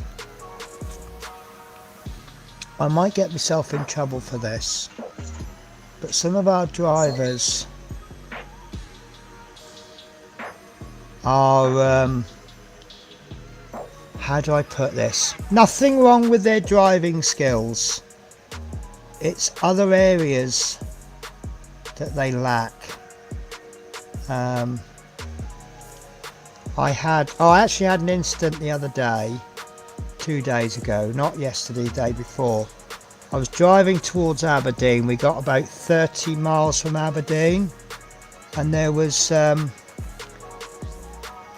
remains of I think what had happened was some farmer's field had obviously the fence had broken or something, and the sheep had got out onto the dual carriageway, and there was 3 of them laying dead on the road, and I managed to see them just in time to stop 2 meters, 3 meters from actually hitting them. So obviously they'd been run over, and big buggers, aren't these sheep? I actually never knew how big a sheep was. I'll be honest with you, I'm a little bit of a city person. I'm not naive, I know where meat and stuff comes from, but the only time I've really seen sheep is on the supermarket shelves, so I don't actually know how big they are. I know you have a lot of them in Wales, so you probably know in Wales, but I've never been close up to a sheep. So yeah, these things are absolutely huge, and obviously if you hit them at speed with a bus, you're going to know all about it. So I dropped this message on our group chat saying, I can't give you an exact location because I don't know the area, but according to my sat nav, I'm about 30 miles from Aberdeen. Watch yourself. Anyway, a couple of drivers, ordinary grade, they're not managers or line managers or leading drivers or anything, and one of them he's not even been alive as long as I've been driving. He's telling me, oh, did you report it to the police? And I'm like, no, because I've got a duty of care to my passengers. They don't want to be parked up in a lay-by for half an hour while I'm on a non-emergency number waiting for them to answer. And secondly, if it's because they go, no, it's your responsibility to ring in. I said, well, what about the 10 drivers in front of me and the driver who actually hit the sheep? Do they not have a responsibility? So, and they said, well, you don't have to stop. You can do it while you carry on. I'm like, no, because I said I was sacked in the past for using my phone while driving a coach. Do you think I'm going to be on the phone while driving my coach again? And then one of them sent me a message saying, you might want to delete that comment. Management won't be happy to know about that. And I went, well, they already know about it, because funnily enough, it was that management who sacked me. I just got a bit arsey over that one. And then the driver behind me, he posted this message about an hour later. Thanks for the pre-warning, Penny. I managed to avoid those sheep. Thank you very much. Yeah, that was funny. But yesterday was a really funny one. They were late on the Edinburghs, and the guy who was in front of me, I went to take his bus over, and I said, oh, hurry up and get off, because I want to get on with my run. And he goes, no, this is my run, my bus is 25 minutes late. I went, all right then. So he sat there, and he's not letting my passengers on. He's only letting the ones that are booked onto his journey on. So bear with me, I just want to look at these colours so I can figure out which one to use. So that's pale sand. So if I go for something like skeleton bone for the rope, that'll be a bit better, won't it? So yeah, so he's loaded his passengers on, but he's not loading my passengers on. Now, we keep having this argument about, let's say for argument's sake, you've booked a coach for 10 o'clock. And then the 9, you're ready to go at 9 o'clock. and the 9 o'clock pulls up. It's got 49 seats, but it's only got, say, 5 passengers on. Right, now the argument is there's no reason why you can't take the passengers, because you know it's like 40 odd seats free, and then some drivers are going, no, they've paid for the 10 o'clock, so they should be on the 10 o'clock, which is not an unreasonable argument. But then another argument is, if they can't get on the 9 o'clock, then they'll get on the City Link or the Megabus or the National Express that goes to exactly the same place, and they'll start using that service all the time, which I think is a reasonable argument. So but I said to him, you take my, because obviously, like, if you've booked a bus for 10:30 and there's a bus sitting there at 10:25, and he's telling you can't get on because it's not your bus, because he's running late, you as a passenger, you don't care, do you? You know, you booked a coach for 10:30. You want to get on a coach at 10:30, don't you? So I said to him, get the passengers on. Don't pass our problems on to customers. Yeah, and this is what they say about common sense. So it does kind of wind me up sometimes when, you know, you're sitting there with 30-40 spare seats and you're leaving 6 customers out in the freezing cold weather. Tell me where that makes sense. And then they go on about revenue. And I said, look, I'll tell you a lesson that I learned in London. In London, the bus company doesn't own the route. Your only job in London is moving customers. Yeah, you're not there to deal with revenue. If they were concerned about lack of revenue, then they should send out revenue inspectors. You know, if you got on my bus in London and you said you got on my bus and either said I'm not paying or I haven't got any money, I ain't gonna do anything about it. You know, I've been punched by a customer because I refused to let him on for free. And one thing that this guy said to me, was it worth it? He's absolutely right. No, it wasn't. So I say, like, you know, our job is not to deal with, you know, oh, well, they bought a cheaper ticket and they want to get on this bus. And is it coming out of your pocket? Just get the passengers moved. Our only job is to move a passenger from A to B to a standard that customer goes, I enjoyed that journey, I'll book with that company again. Because if we lose all of our customers to CityLink or someone, the company's not going to think it's worth running the runs anymore. They're going to cut the runs, and if they cut the runs, they're not going to need as many drivers, and we'll start losing our jobs. Am I lecturing now? Am I on my soapbox today, guys?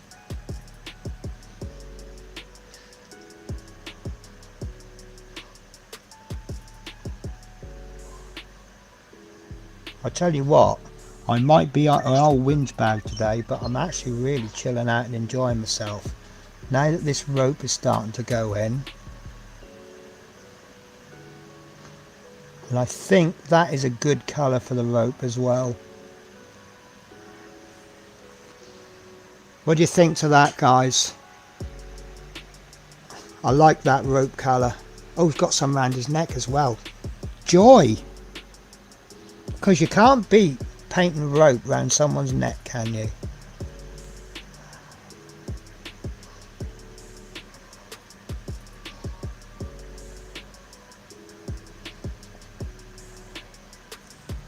Nice. Maybe I should have used that colour for the bandages. I quite like that. But then if I use that colour for the bandages, what colour? I'm sorry, Athol, I'm going to do something a bit naughty here.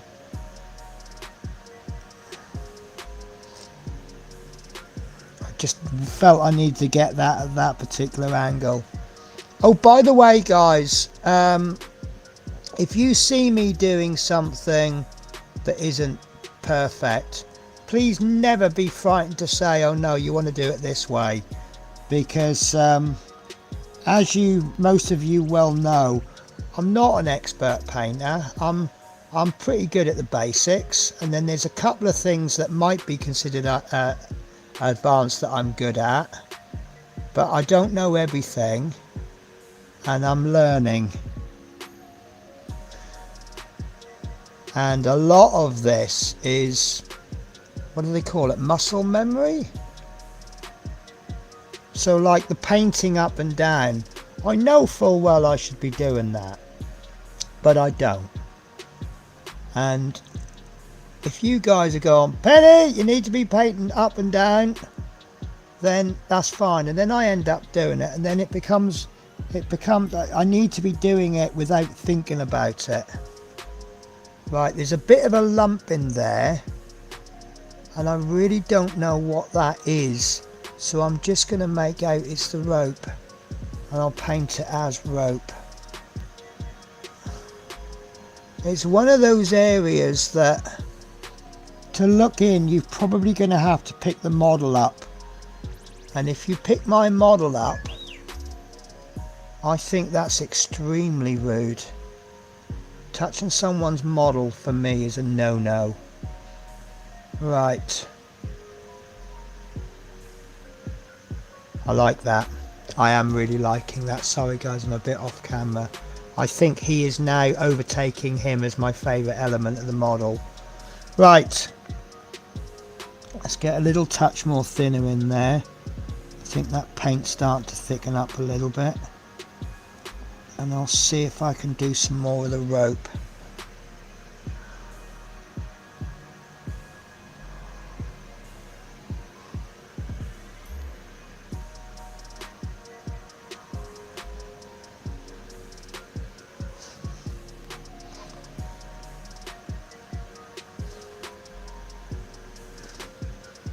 So I don't know if I've done a lot today. I don't think I feel like I've done a lot. I think I'm kind of starting to finalise little touches here and there.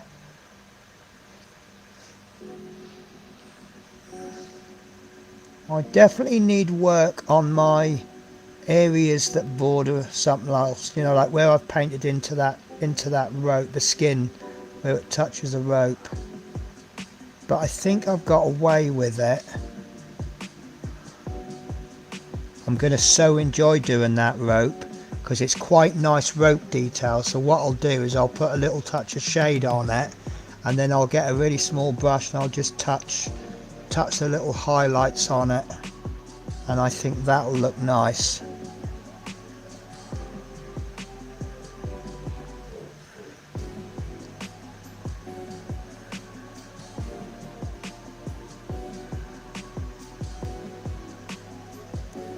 That's really starting to go now, isn't it?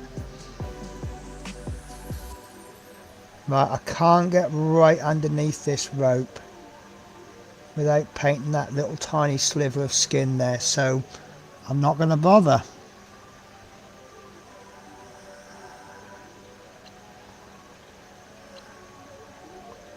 Tell you what, I am so happy to get back into miniatures again though.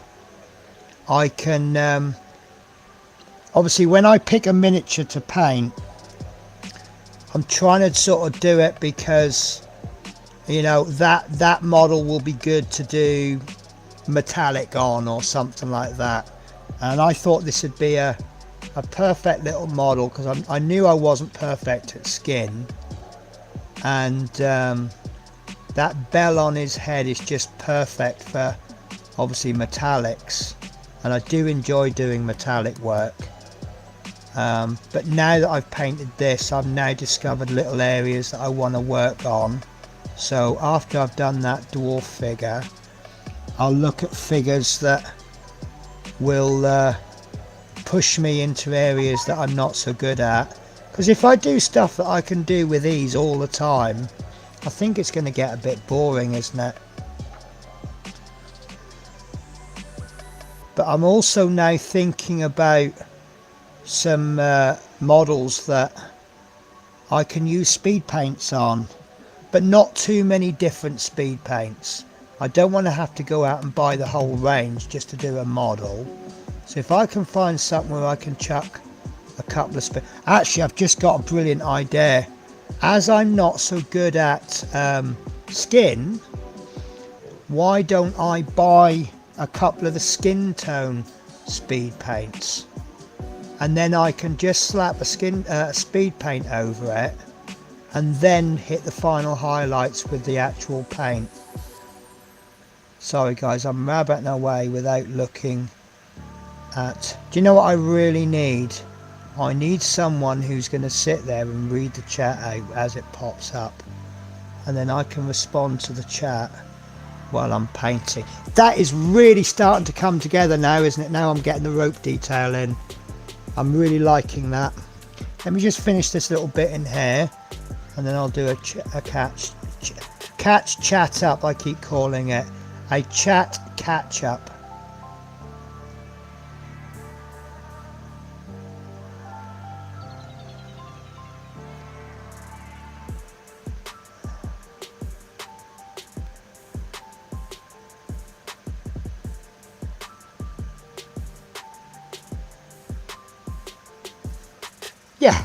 Yeah, I'm liking that. I haven't done the bit there because they look like little steel hooks.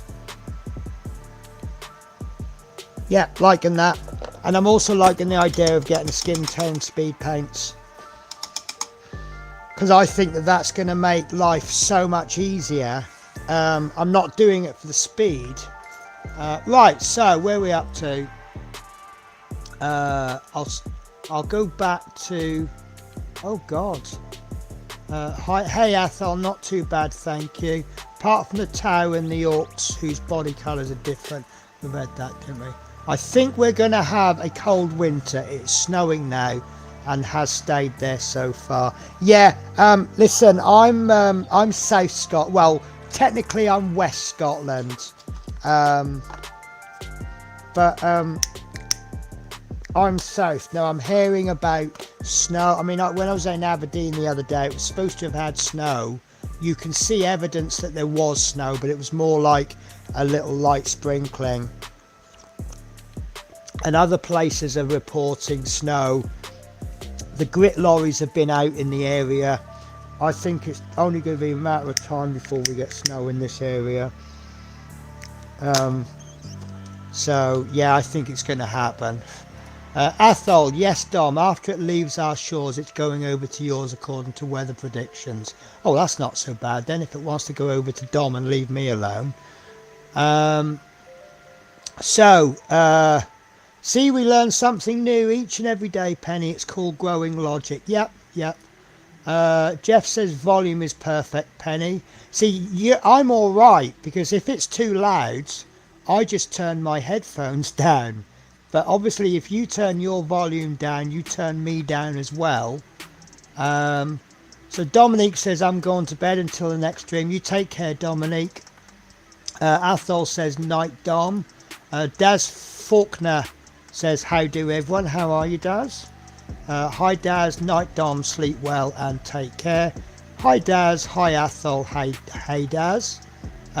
Bearded Veteran says we have roughly 3.5 million people in Wales and around 10 million sheep, so we have plenty of sheep. Yeah.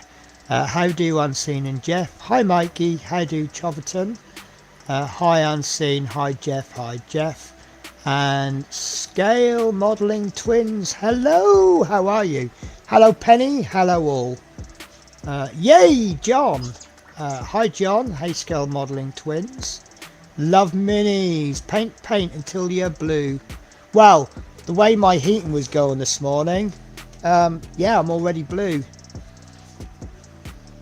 I'm just really chuffed that I've figured my heating out. It's just a shame I've figured out a month before I move out.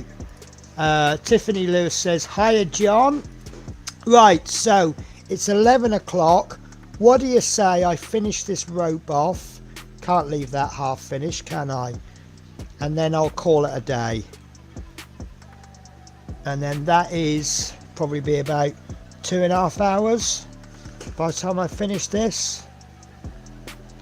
And then I'll obviously have to do, well, I don't know, it seems to be coming out quite well with one coat, because obviously I've got the skin tone underneath, so that's sort of acted as my first thin coat, so to speak. Right,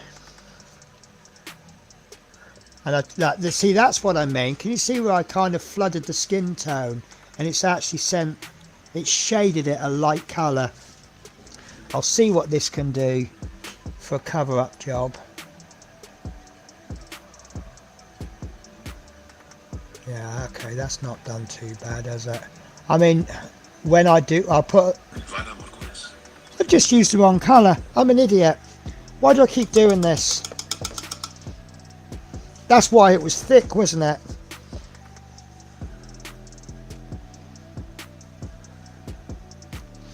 Right, sorry guys for being an absolute idiot today. Right, that's better, isn't it? Yeah, if you want stupid things done, you are at the right channel.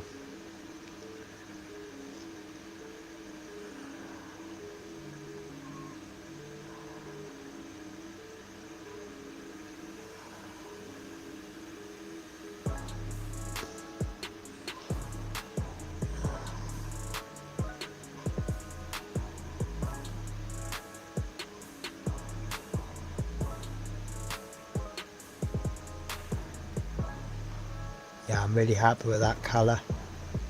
Really, really happy.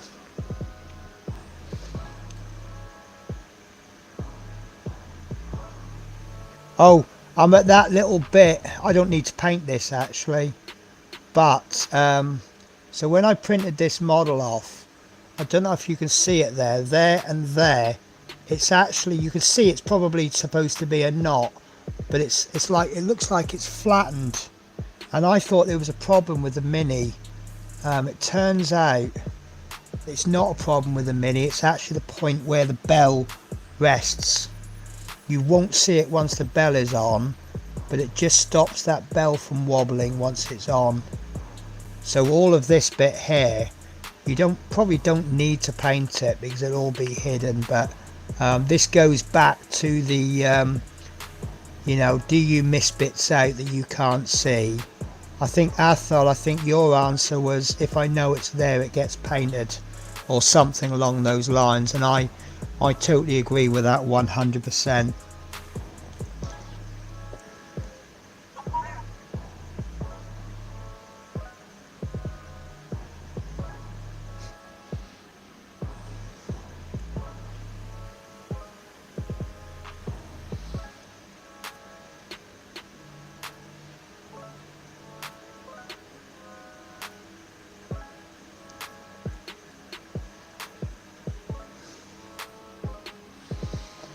So I think the conclusion I'm coming to is, well, I don't really know what I was expecting to get done today. I know I did mention the skin, and I haven't really touched the main guy's skin, but I think before I started this rope it was a case of you know, I know I've done something, but yeah, once I put this rope on, it's totally changed, and I found loads of spots that needed cleaning up, but I'm just going to go with it.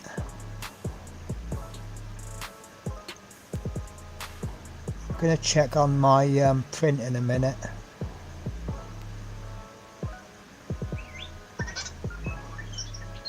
Because I think, so the model that I'm printing off, it's a Thingiverse model, and you can get some good things on Thingiverse, but what I'm thinking is, if you have a model, a figure that's really good, so good that you could probably charge money for it, you're not going to stick it on Thingiverse for free, are you? There are people that gives away free models and they love doing it, but you know, if it's that good, it'd be for sale on My Mini Factory or something. So I've downloaded this because there was one, I was looking at a wall of fire because I was saying to Bearded Veteran, now you've got some fluorescent paints, maybe we could have a fire painting session.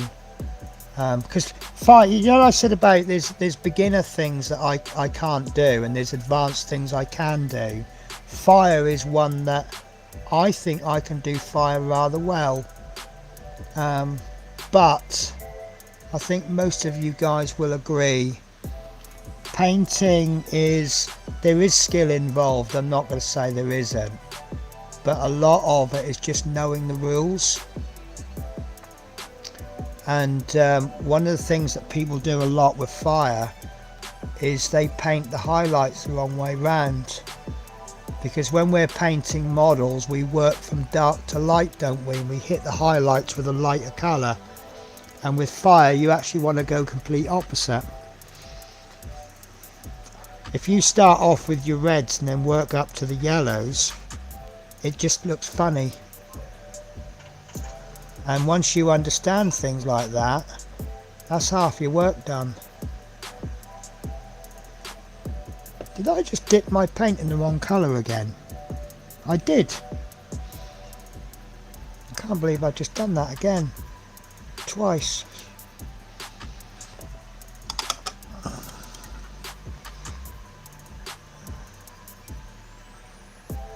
Right, tell you what I'm going to do. I'm going to wipe this old paint off. Can't use it again then, can I?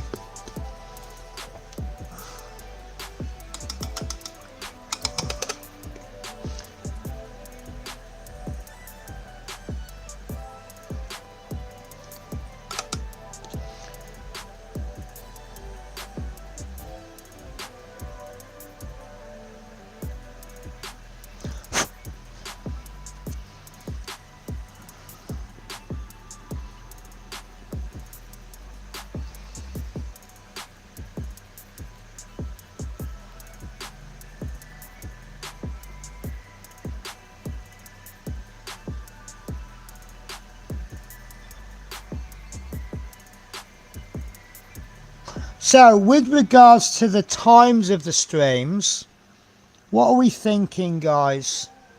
8 o'clock? That, I think 8 o'clock is the time that I always used to stream, and I kind of quite like even numbers. My scheduled time when I release a pre-recorded video, I tend to release it at 6 o'clock. But if I have 2 videos that I want to release, I tend to sort of release another one at either 4 o'clock or 8 o'clock. So I'm thinking 8 o'clock, guys. Now I've got this week's streams already set up on Streamlabs, so I will do 9 o'clock for the rest of the week. But how do you guys feel about 8 o'clock? And even then, if a PBM stream happens, I'm not clashing that much then, am I? But I kind of stick with what I say about, you know, if I was part of the PPM group, then yeah, okay, it's a little bit different. But I'm not. You know, it's a little bit like saying, well, you can't stream at 12 o'clock on a Tuesday because some guy over in America streams at that time and we don't even talk. I've gone over, look. I think I'll just try and pop, I'll let the shade run into there, I think, and that might just cover that up. Right, let me do up to this knot and then I'll see if there's any more chat. I've got to get these magnifying glasses sorted out because I've actually spoken to the don't know if the optician don't understand what I mean, but I want to get a pair of glasses made up. See, I wear varifocals, but what I'm thinking about doing is have another pair of bifocals because they're cheaper. But instead of, obviously one lens will be my normal everyday lens, not my reading but my looking lens, the one that I look at the monitor with, and then the bottom I want that to be just a magnifying glass, but I need the focal point to be sort of this far, so I'm not got my head right in, because at the moment, because the optician said to me, do you take your glasses off to read? You know, when you look at your mobile, do you take your glasses off? And I said yes. She says, well, you got the wrong lens then. And the bottom lens that I've got is set up so that I can read my mobile from, let me put me on, so it's set up, I can't even find my mobile now. So basically when I'm looking at my mobile, oh there it is, I should be looking at my mobile like this, whereas I'm normally doing that. So, oh Sprue, are you still here? I've got something to show you. Right, Paint Tilly Blue, hi John, I'm still here just sorting paints. Loveman, he says okay Penny. Athol says painkillers taken, Celia checking out laser pricing on my laptop, as hers is full of girly stuff. So for me it's bedtime, night all till we meet again. You take care Athol. So like I say, I'll still be streaming it till the end of the week at 9 o'clock, but then we'll switch to 8 o'clock. So I'll aim for 8 till 10, but more realistically it's going to come out 11, possibly later. Exploring Unseen says, right Athol, night Athol, sleep well and stay safe mate. I'll up for that pen. Penny, gotta go, have fun, bye all. Oh, you might have seen it anyway. Exploring Light Sprue and Glue, hi Sprue, night Sprue, sleep well and take care mate. 8 works for me. Whatever's best for you Penny. Well, I mean, to be honest with you, on my day off I could stream from noon till midnight, as long as I can get a couple of breaks to go and get some food. 8 PM is fine, says Tiff. So yeah, right, okay, let's get this rope finished and then I'll call it a night. What did I say? I need a top up, so I need to I'm so glad I write colours down now. So the bandages is pale sand. I can't find pale sand. Ancient stone, skeleton bone. That's the one. Well, I suppose if I put more on and it doesn't look the same colour, we know it's the wrong colour then, don't we?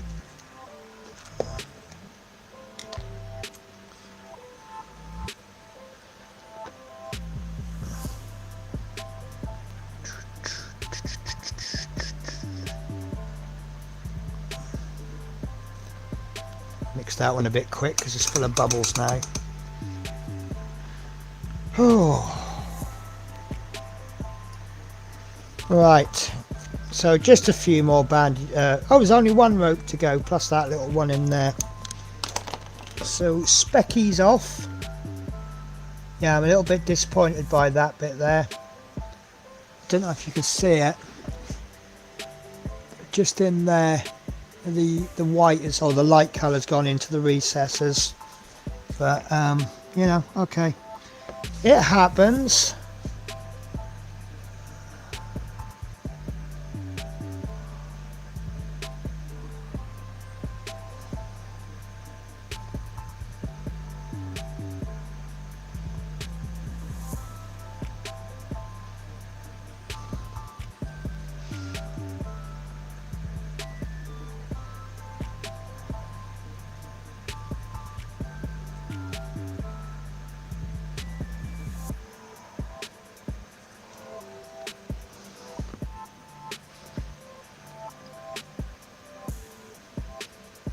Oh, got a big patch of unpainted under his armpit.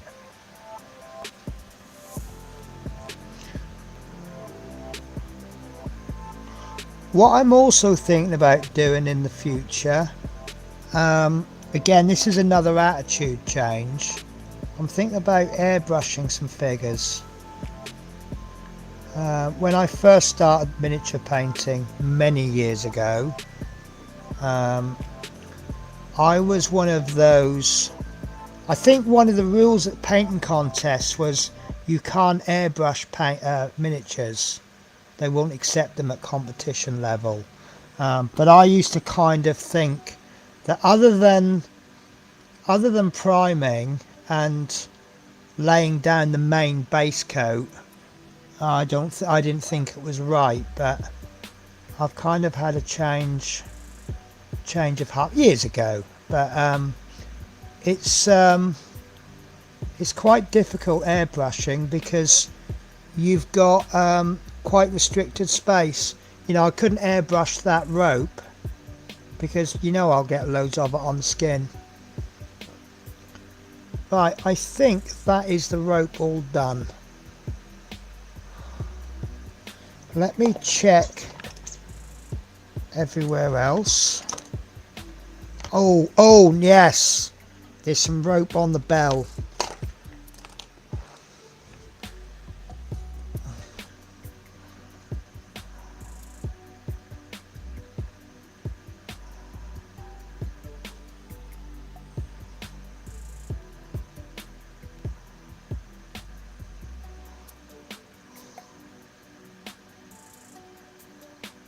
I do like this head.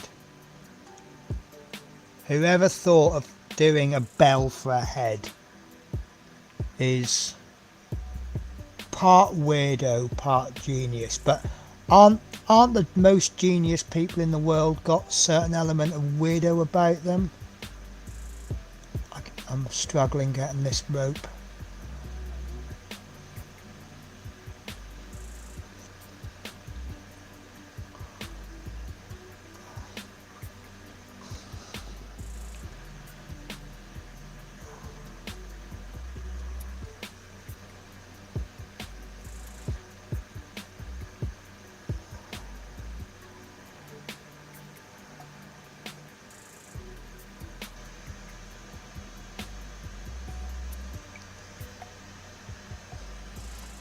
This is really hard to paint.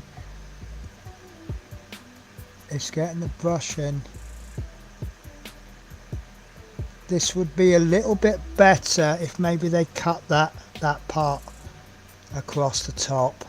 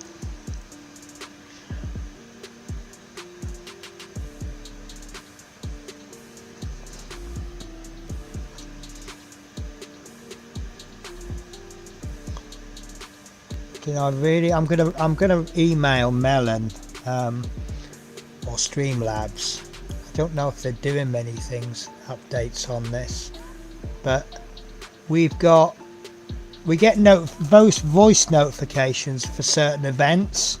So for example, if someone joined, it would come in my headphones Fred Blogs or whatever his name is has joined the channel.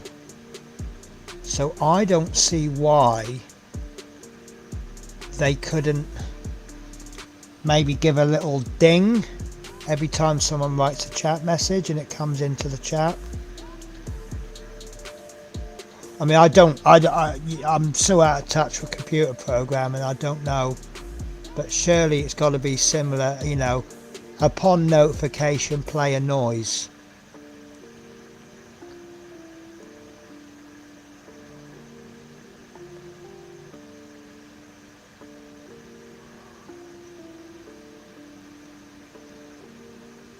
I'm liking that.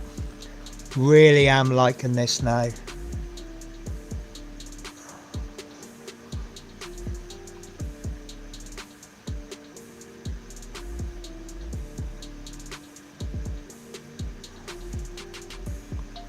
I need to get some kind of sponsorship deal with Loot Studios. I am loving. Well, can I make a judgment call when I've looked at 2 companies' subscription minis? But I haven't heard anyone any of you guys complaining about the models. Would you pay $15 a month for this? You know, I mean, you'll see what's coming next month. It's all dragony type stuff. And there's a bundle they're doing. I love Phoenixes, and they've got a bundle. It's $30, and it's got Phoenixes in it. So when I'm a little bit better off for money, I'm in that situation at the moment where I'm all right for money, but because I'm moving house, I really don't know if I'm skint or rich. So I really can't afford to be. It didn't help. Well, I don't know. 3D printer. Should I have bought it or not? Sensible option would have been leave it till after the move. But I wouldn't be here now painting this had I not bought that 3D printer. So, and in the next week or 2, I'll be up in the attic getting my filament printers down. So I don't want to go up too early because I know what I'm like. Once I bring them down from the attic, I'll go, oh, I wonder if they work, and I'll plug them in, and maybe one won't work, but I'll know why it doesn't work. So I'll fix it, and the next thing you know, I'm spending the next 3 days off printing on filament printers. So maybe it's just best that I leave them up there till the last minute and then get them sorted out when I move. I'm really liking that. That is really making a difference.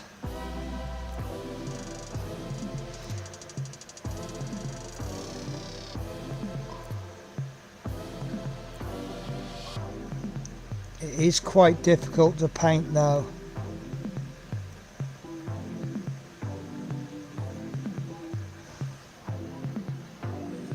And I'm now doing this with a 3.0 brush. I know people that can paint this with a size 2 brush, but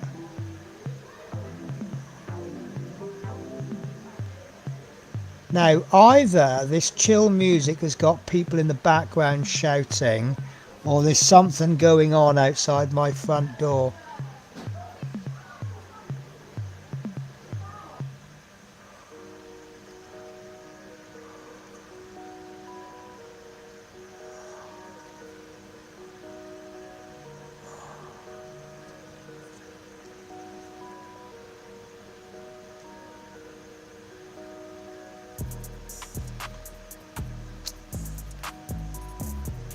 So yeah, also don't forget that the, well I say don't forget, it's nothing to remember.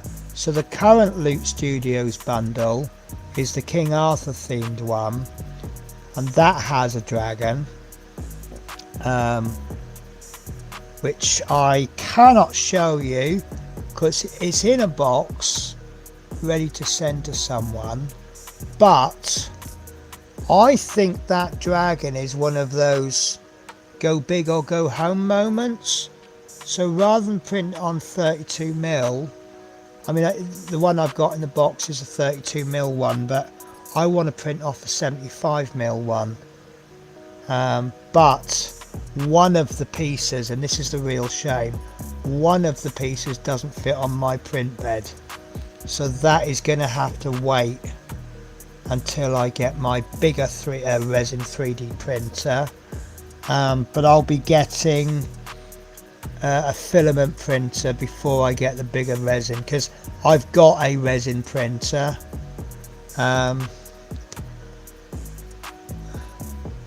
I think that is done, and that is really nice. It's only got the colours blocked in. Let me get my glasses on. But that is really nice. Now those colours are blocked in, it's just so much more, it's so much more busy now, isn't it? So we'll get some shade on that next stream, and then we'll probably go straight in. Yeah, we'll get it all shaded. I'll get a little bit of purple shade on those, and then we'll work on the skin tones. Is there much to do?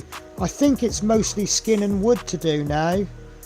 That I'm going to have to call that there, because I'm not loving it. It's a little bit too bright, but I don't know if I want to push those highlights any further. Have a look at it, assemble. Do you know what? I might just leave it like that. I think that'll be okay, won't it? But that, yeah, it looks better than it did on the last stream. So with that, I'm happy. I like, now that we've got that rope work coming in, so I'll have to reblock in the wood. We'll put the shade on it, and we'll work a little bit more on his skin. Not that skin, I'm calling that done. I'm happy enough with that. And because it's behind, then obviously we'll work on this. I think what I might do off camera, I'll slap a gloss on that, and I might have another go at printing that again, because what I want to do, see how there's texture on it to make it look like wood. So I want to print another one of these off and sand it absolutely perfectly flat, and then what I'll do is I want to make another base up. I want to try and do marble. I've never done marble, I've just seen it done by various people, and the theory is, again, it's knowing how to, not actually, you know. So I think it'll be up for that. Right, gotta go, had fun. Night sprue and glue, high sprue glue, sleep well. 8 works for me, whatever's best for you, Penny. DJ Sonic 8 PM fine, says Tiff 8 PM is good. Got Fuels, how are you? How's your health? Obviously I know you've been up and down with it, haven't you? You've had bad news, and then that news has kind of got a little bit better, and obviously not necessarily perfect, but obviously we want to see you get better, don't we? Jeff Light says hi Brian. Hi Jeff. Gotta go, bye Penny. Catch you later, love minis, take care and stay safe. Your background music is fine with me, looking great. And Mr. Bell, lost you. Mr. Belmerson says nice work and looking well nice. Yeah, I'm happy. This is how it goes with miniatures for me.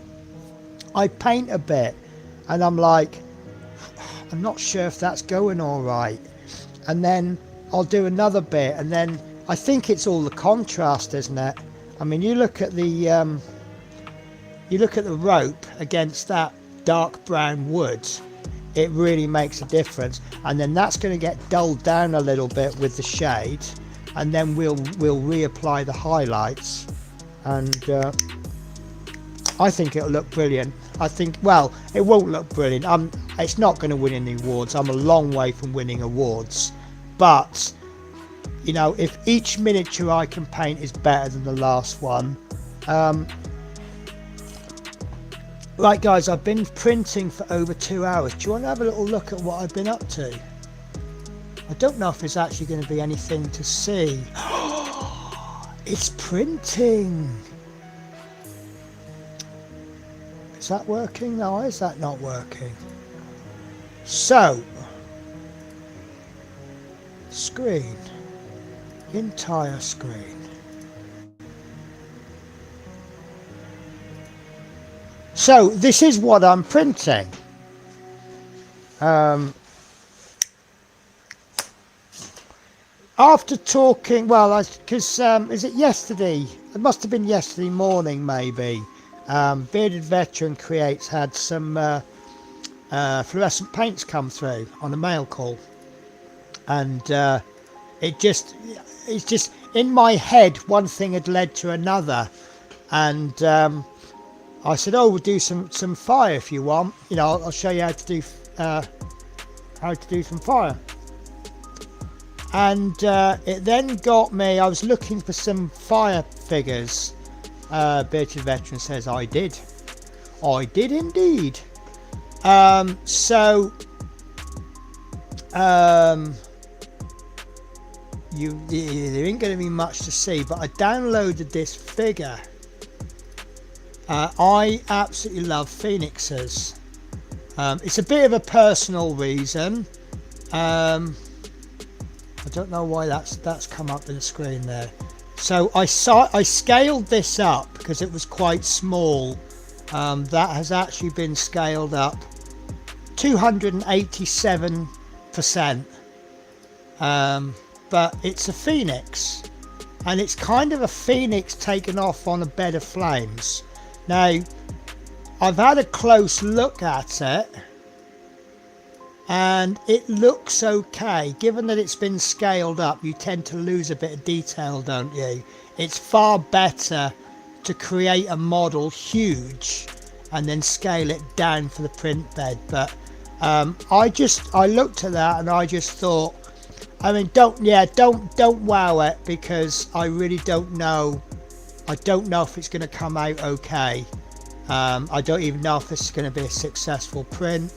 There's so many factors, but that's what it looks like so far. And the flames at the bottom don't look too bad. So I think it's a 63% done. It's taken 3 hours. It claims it'll take 5 hours. So I reckon that'll take 4.5 hours. Yeah, half of 63 is another third. Yeah, so I reckon another hour and a half. So that'll be done before I go to bed. Awesome. And also, this is me. It's totally unjust me saying this, because it was free on Thingiverse and not for sale on whatever. A little bit in my brain is going, well, how good can it be? The reality is, sometimes on Thingiverse you can get free models that are better than the ones you pay a lot of money for. You know, the one of the subscription services I've got, I'm going to cancel it.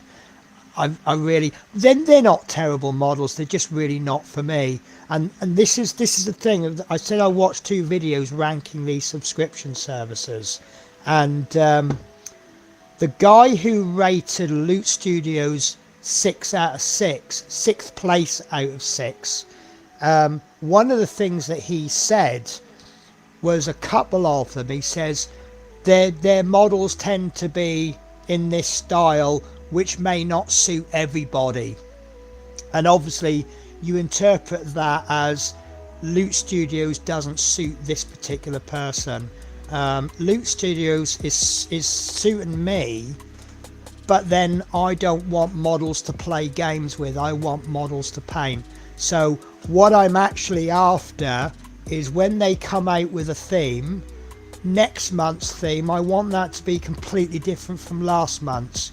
And then even if they repeat certain things, but also I'm looking at, I mean, just in case you haven't seen Loot Studios, let me find it. Now I'm looking to paint. There we go. Right, so I'm looking to paint maybe 2 or 3 figures. So actually a lot of this is probably wasted on me. Let me find. So I've been paying for 1 month. So this one there is a freebie. When they bring out projects, they sometimes give you a free figure, and this is a free figure from another, but I think it belongs to whatever this bundle is. So if you want that and all the other figures, it's $60 or $30 if you subscribe. This is the Legacy free mini pack. So you get this guy, the adventurer, and I quite like him because there's so much going on his back. Then you've got the sci-fi version of him, and then this is the guy that I've just printed off to do after. So he was free. Plague mask, which is, you know, a couple of masks. This guy is what's he called? I can't read that. Uton Ironhearth freebie. Then you got Cyberpug.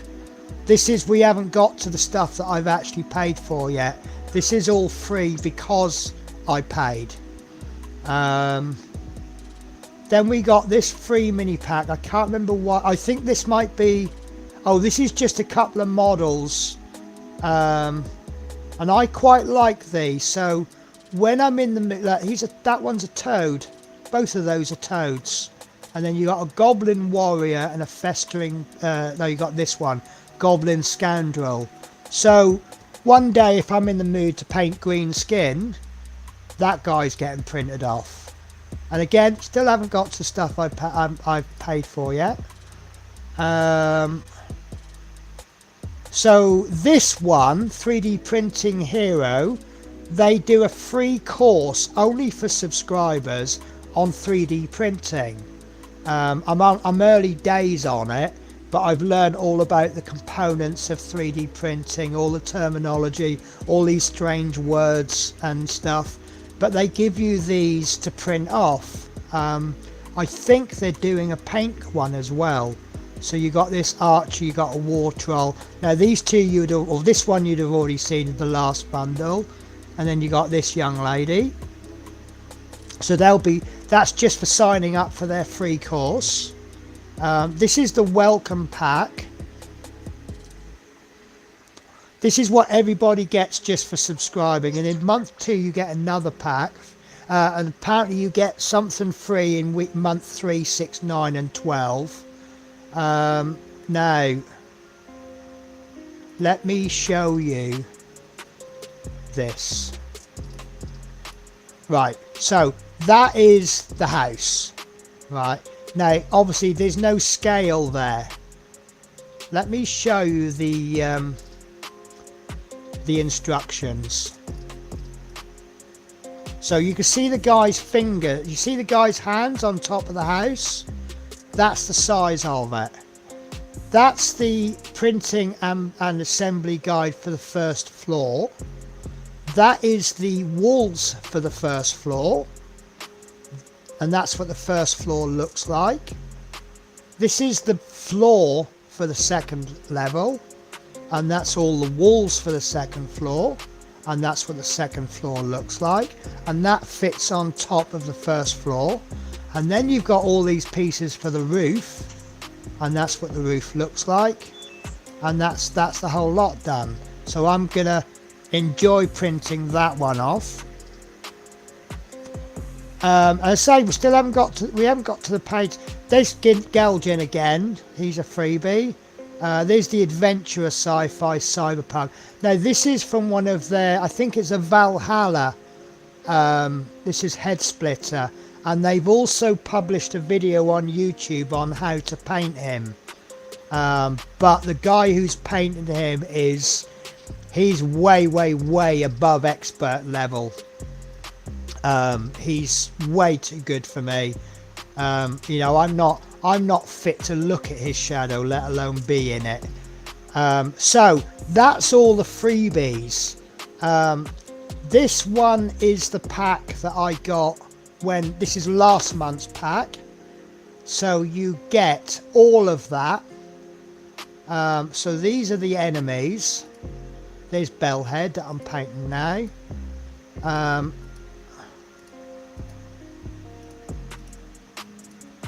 These are the heroes. I really like that one. I like that dress. And what I really like about it, I'm no good at painting legs, female legs, because you have to get that shading. If they're wearing stockings or something, you need to get that colour transition, you know, where it goes lighter, where the legs are fatter, and it's darker where they're thinner. So we've got boots, so that's handy. We've got that guy's quite busy, and then him. Then we've got all of these objects. Obviously these are set up for D&D campaigns, so you need all of these props, don't you? Terrain. And then you've got, they always do 4 or 5 of the figures in busts. So, and that's the bust that I'm painting at the moment. Sometimes they chuck the base in, sometimes they don't, but the base actually comes as part of the welcome pack. And then you've got, this is a lamp, and it's quite big, and they do, I don't know why they do it in 2 versions, but that's a job for FDM printers, not resin. And then this is where this is why I didn't like Myth Forged. Where's it gone? Here we go. So you actually get the magazine. So they published a little magazine. When it loads up, I'll just flick through this quickly, but this is the whole campaign. So you see, you get all that wording, and you get a little write up on the figures, so now you actually know what you're doing. If I just quickly show you this, so this is what I've got. Sorry, it's in pieces. This is what I'm doing pre-recorded. This came from, this was a mystery box of printed miniatures. So the guy prints them and sends them to you, and it's like 30 quid. I mean, I get 4 miniatures with it, but they're all wrapped up nicely and then chucked in a box. I know nothing about this guy other than just looking at the pieces. I don't know what I've called him a beast megalord because he's big, but he's obviously something. He's not an ordinary beast man, is he? So with this Loot Studios, you get all the write up, and if you, I'm guessing, you can read all about them. So obviously I don't understand these stats. These are all D&D stats: strength, dex, con, int, wisdom, char. But obviously you start to, you know, if is WIS wisdom, so if he's got a lot of wisdom, you need to paint him like a wise character, don't you?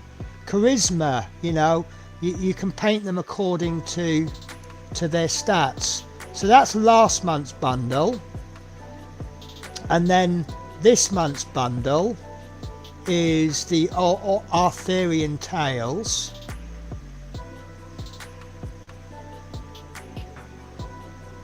So they're not showing all of them this time. So you got King Arthur, Lancelot, Queen Guinevere. That looks lovely.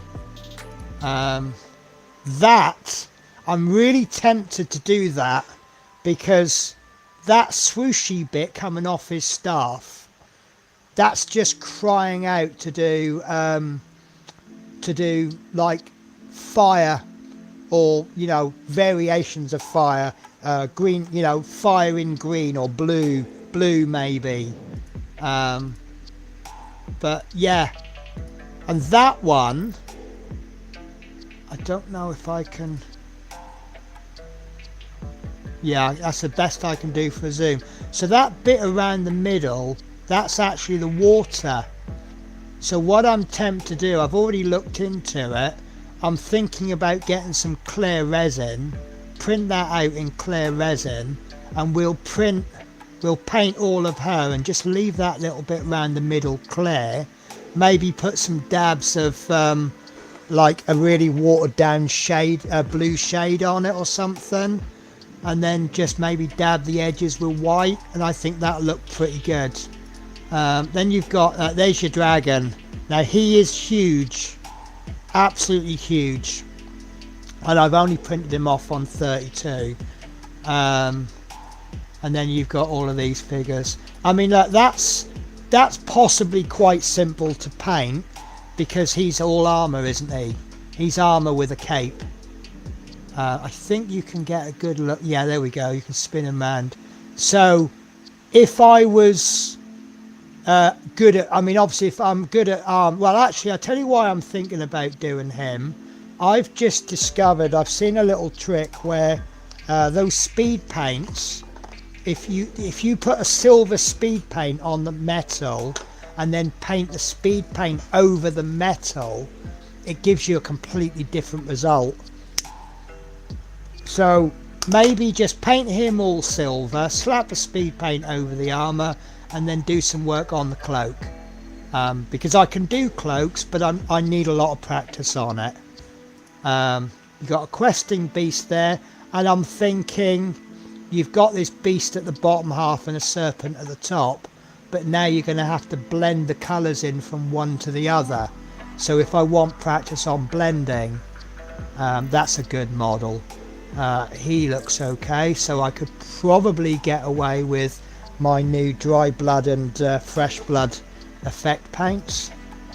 Then obviously you've got your bit of fire there for you, look. See, that I'll enjoy because there's a lot of stone. I'm good at stone.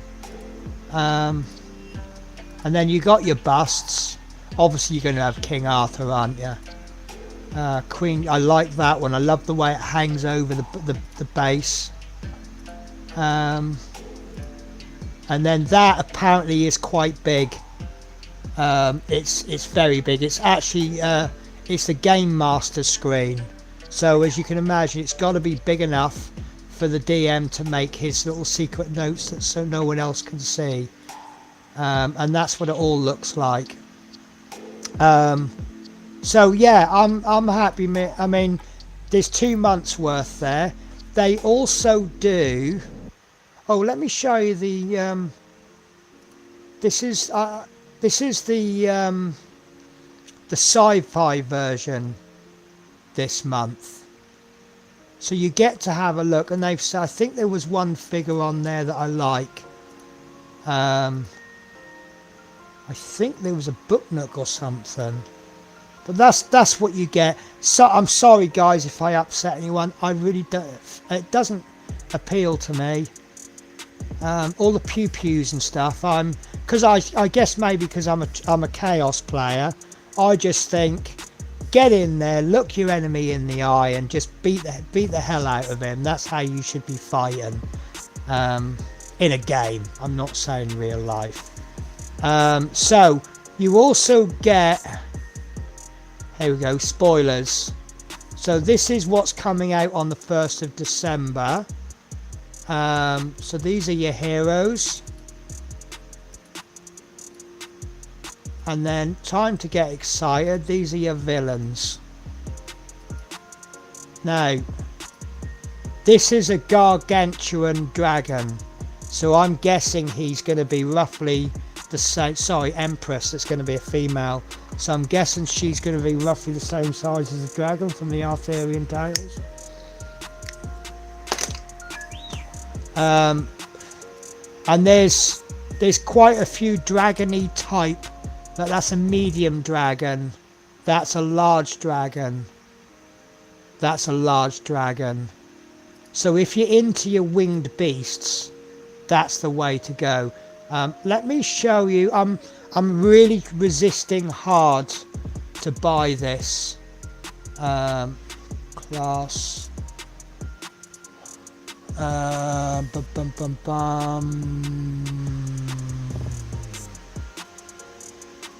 Oh, Oh, it's creature I'm looking for. Dragon, there we go. Right, where is it? I think it's in the fantasy collection. Oh, why can't I find it? Let's do a search. Because I'm a big Phoenix fan. So the reason I'm a big Phoenix fan is because of the old dying. Maybe it's not fantasy. Let's do yeah, it's just like, you know, the way that the Phoenix is, it dies and then the Phoenix rises from the ashes, and it's kind of how I, there we are. So this is $30 and there's 2 figures. I think this might be a sci-fi one.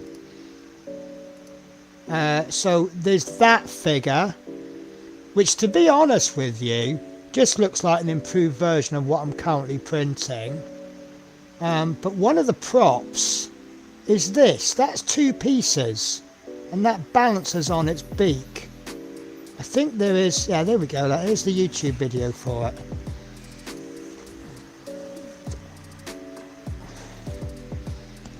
I could just do that, like all that fire.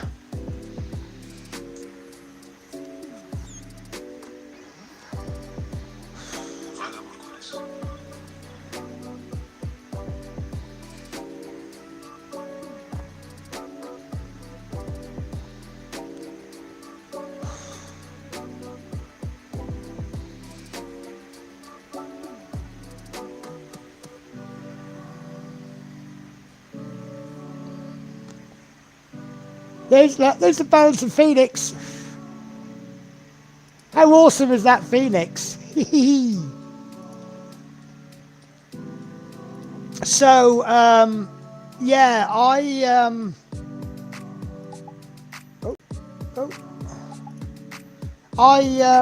there might be better subscription bundles out there, but I'm not unhappy with Loot Studios, am I? Right, so nice work, looking well nice. I did. Wow. Jeff Light says awesome. DJ Sonic says damn. I've just put a link to the new Discord members only video in the Discord, Penny. Hopefully it'll make you giggle. Oh, do you know what? I think that's a really good idea, doing Discord only videos. I wish I had time to do it myself. They look amazing, very different paths from the ones I walked down. Yes. But you can see that I've been doing the Warhammer Stormbringer magazine, and they're good little models, and it's getting the bug back. It's totally different from scale models, and I love doing the aircraft and stuff, but this is completely different. Obviously things like the Lancaster, I can kind of combine them because I got the figures for my Lancaster. That's really not a good camera to show you work that I'm happy with, but there's my Navigator. So and there's 6 figures to paint, so that's nice. I managed to kind of combine the two. But the Warhammer Stormbringer I was going to get into, but they're so expensive. Let me show you this. I know you guys from outside of the UK may not necessarily relate to this, but oh shoot, I've only gone and dropped this one in my coffee, haven't I? Guys, don't put your coffee on your work desk. So this I will learn one day. So these 3 figures, very nice. I'm not complaining about the quality. £24. Now, I mean, I do draw my videos out a little bit, so I'll do that over 2 or 3 videos. But I mean, alright, that was part of the magazine, so it only cost me a tenner, and I did that over 3 videos. But if I was painting Warhammer to do regular content on a channel, you know, I could be talking 20 quid. It'll cost me 20 quid to make one box of figures. 24. In fact, I think I've got a model coming. Bear with me. It's going to bug me if I don't look it up now. So I have got a plane coming via MJR Hobbies. He posted it yesterday. Let me find it.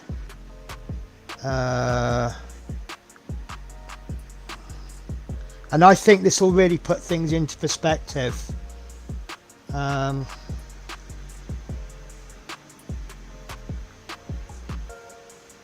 Here we go. Right, so I have bought the Eddard 1-48 Profi Pack edition of the F6 F3. £28.50 including postage. £24 plus £3 postage unless you have it sent to the shops. So, you know, I can't afford to do all of these figures at the prices GW are paying. They're good figures, but so this is a bit of a lifesaver for me. Anyway, Bearded Veteran says strength, dexterity, wisdom, charisma. That Phoenix looked so good. Right, so I am going to leave you with, this is what my printer looks like so far, unfortunately due to all the supports. There's not that much to see, but it looks like the wings are starting to come out soon. But it all looks quite rounded. So, but I am going to buy that Phoenix Forge. I think I'm going to buy him because that Phoenix. Will I get away with showing someone else's? No, I'll tell you what I will get away with is showing stills. I'm going to show you so Games Workshop, I don't know if they still do it. They have an absolutely excellent Phoenix figure. And this video, this guy painted it. You have a look. Flame Spire Phoenix paint.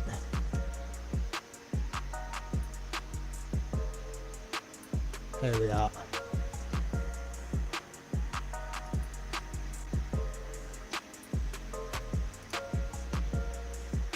This guy taught me an awful lot just from this video. I think that's a good enough shot, isn't it?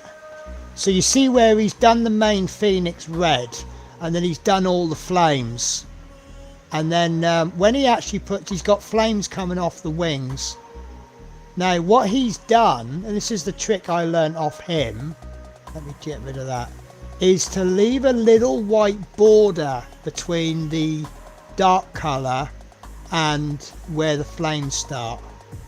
And then, like, you see that little white border there, it just adds that intensity to the flames. And then once he puts there we are, look. So there's the wing. That's just quite ordinary painting, so that's a good standard of painting. But watch what happens, look. Once he puts that flame on, do you see where he's got that little white border? It just adds that intensity. And he's done all of that with an airbrush. It's all airbrushed. And that's kind of what the airbrush is made for, isn't it? Those little blends. So this is a guy called, I think there's actually a part 2. But look at that. That is amazing, isn't it? And I did buy that model, and I did try to do that, but situation I was in, I ended up getting rid of a lot of my figures, so that never got finished. But that's, I'm trying to find a figure that I can paint like that. But that figure's about 30 odd quid now to buy. Right guys, it's midnight and I need to find this video in Discord now. So yeah, I mean, if I can paint half as good as that, I'll be really happy. Right guys, so as always, thank you very much for joining me. It is now Thursday. I will be streaming on Saturday and Sunday night.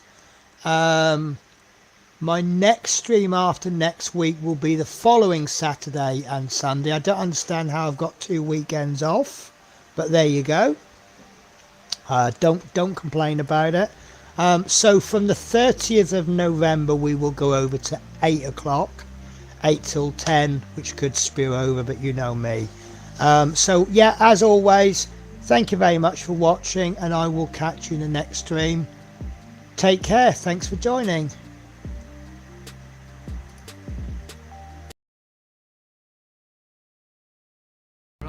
Goes on a bit, doesn't it? Well, you've listened to it this far, but you probably won't again.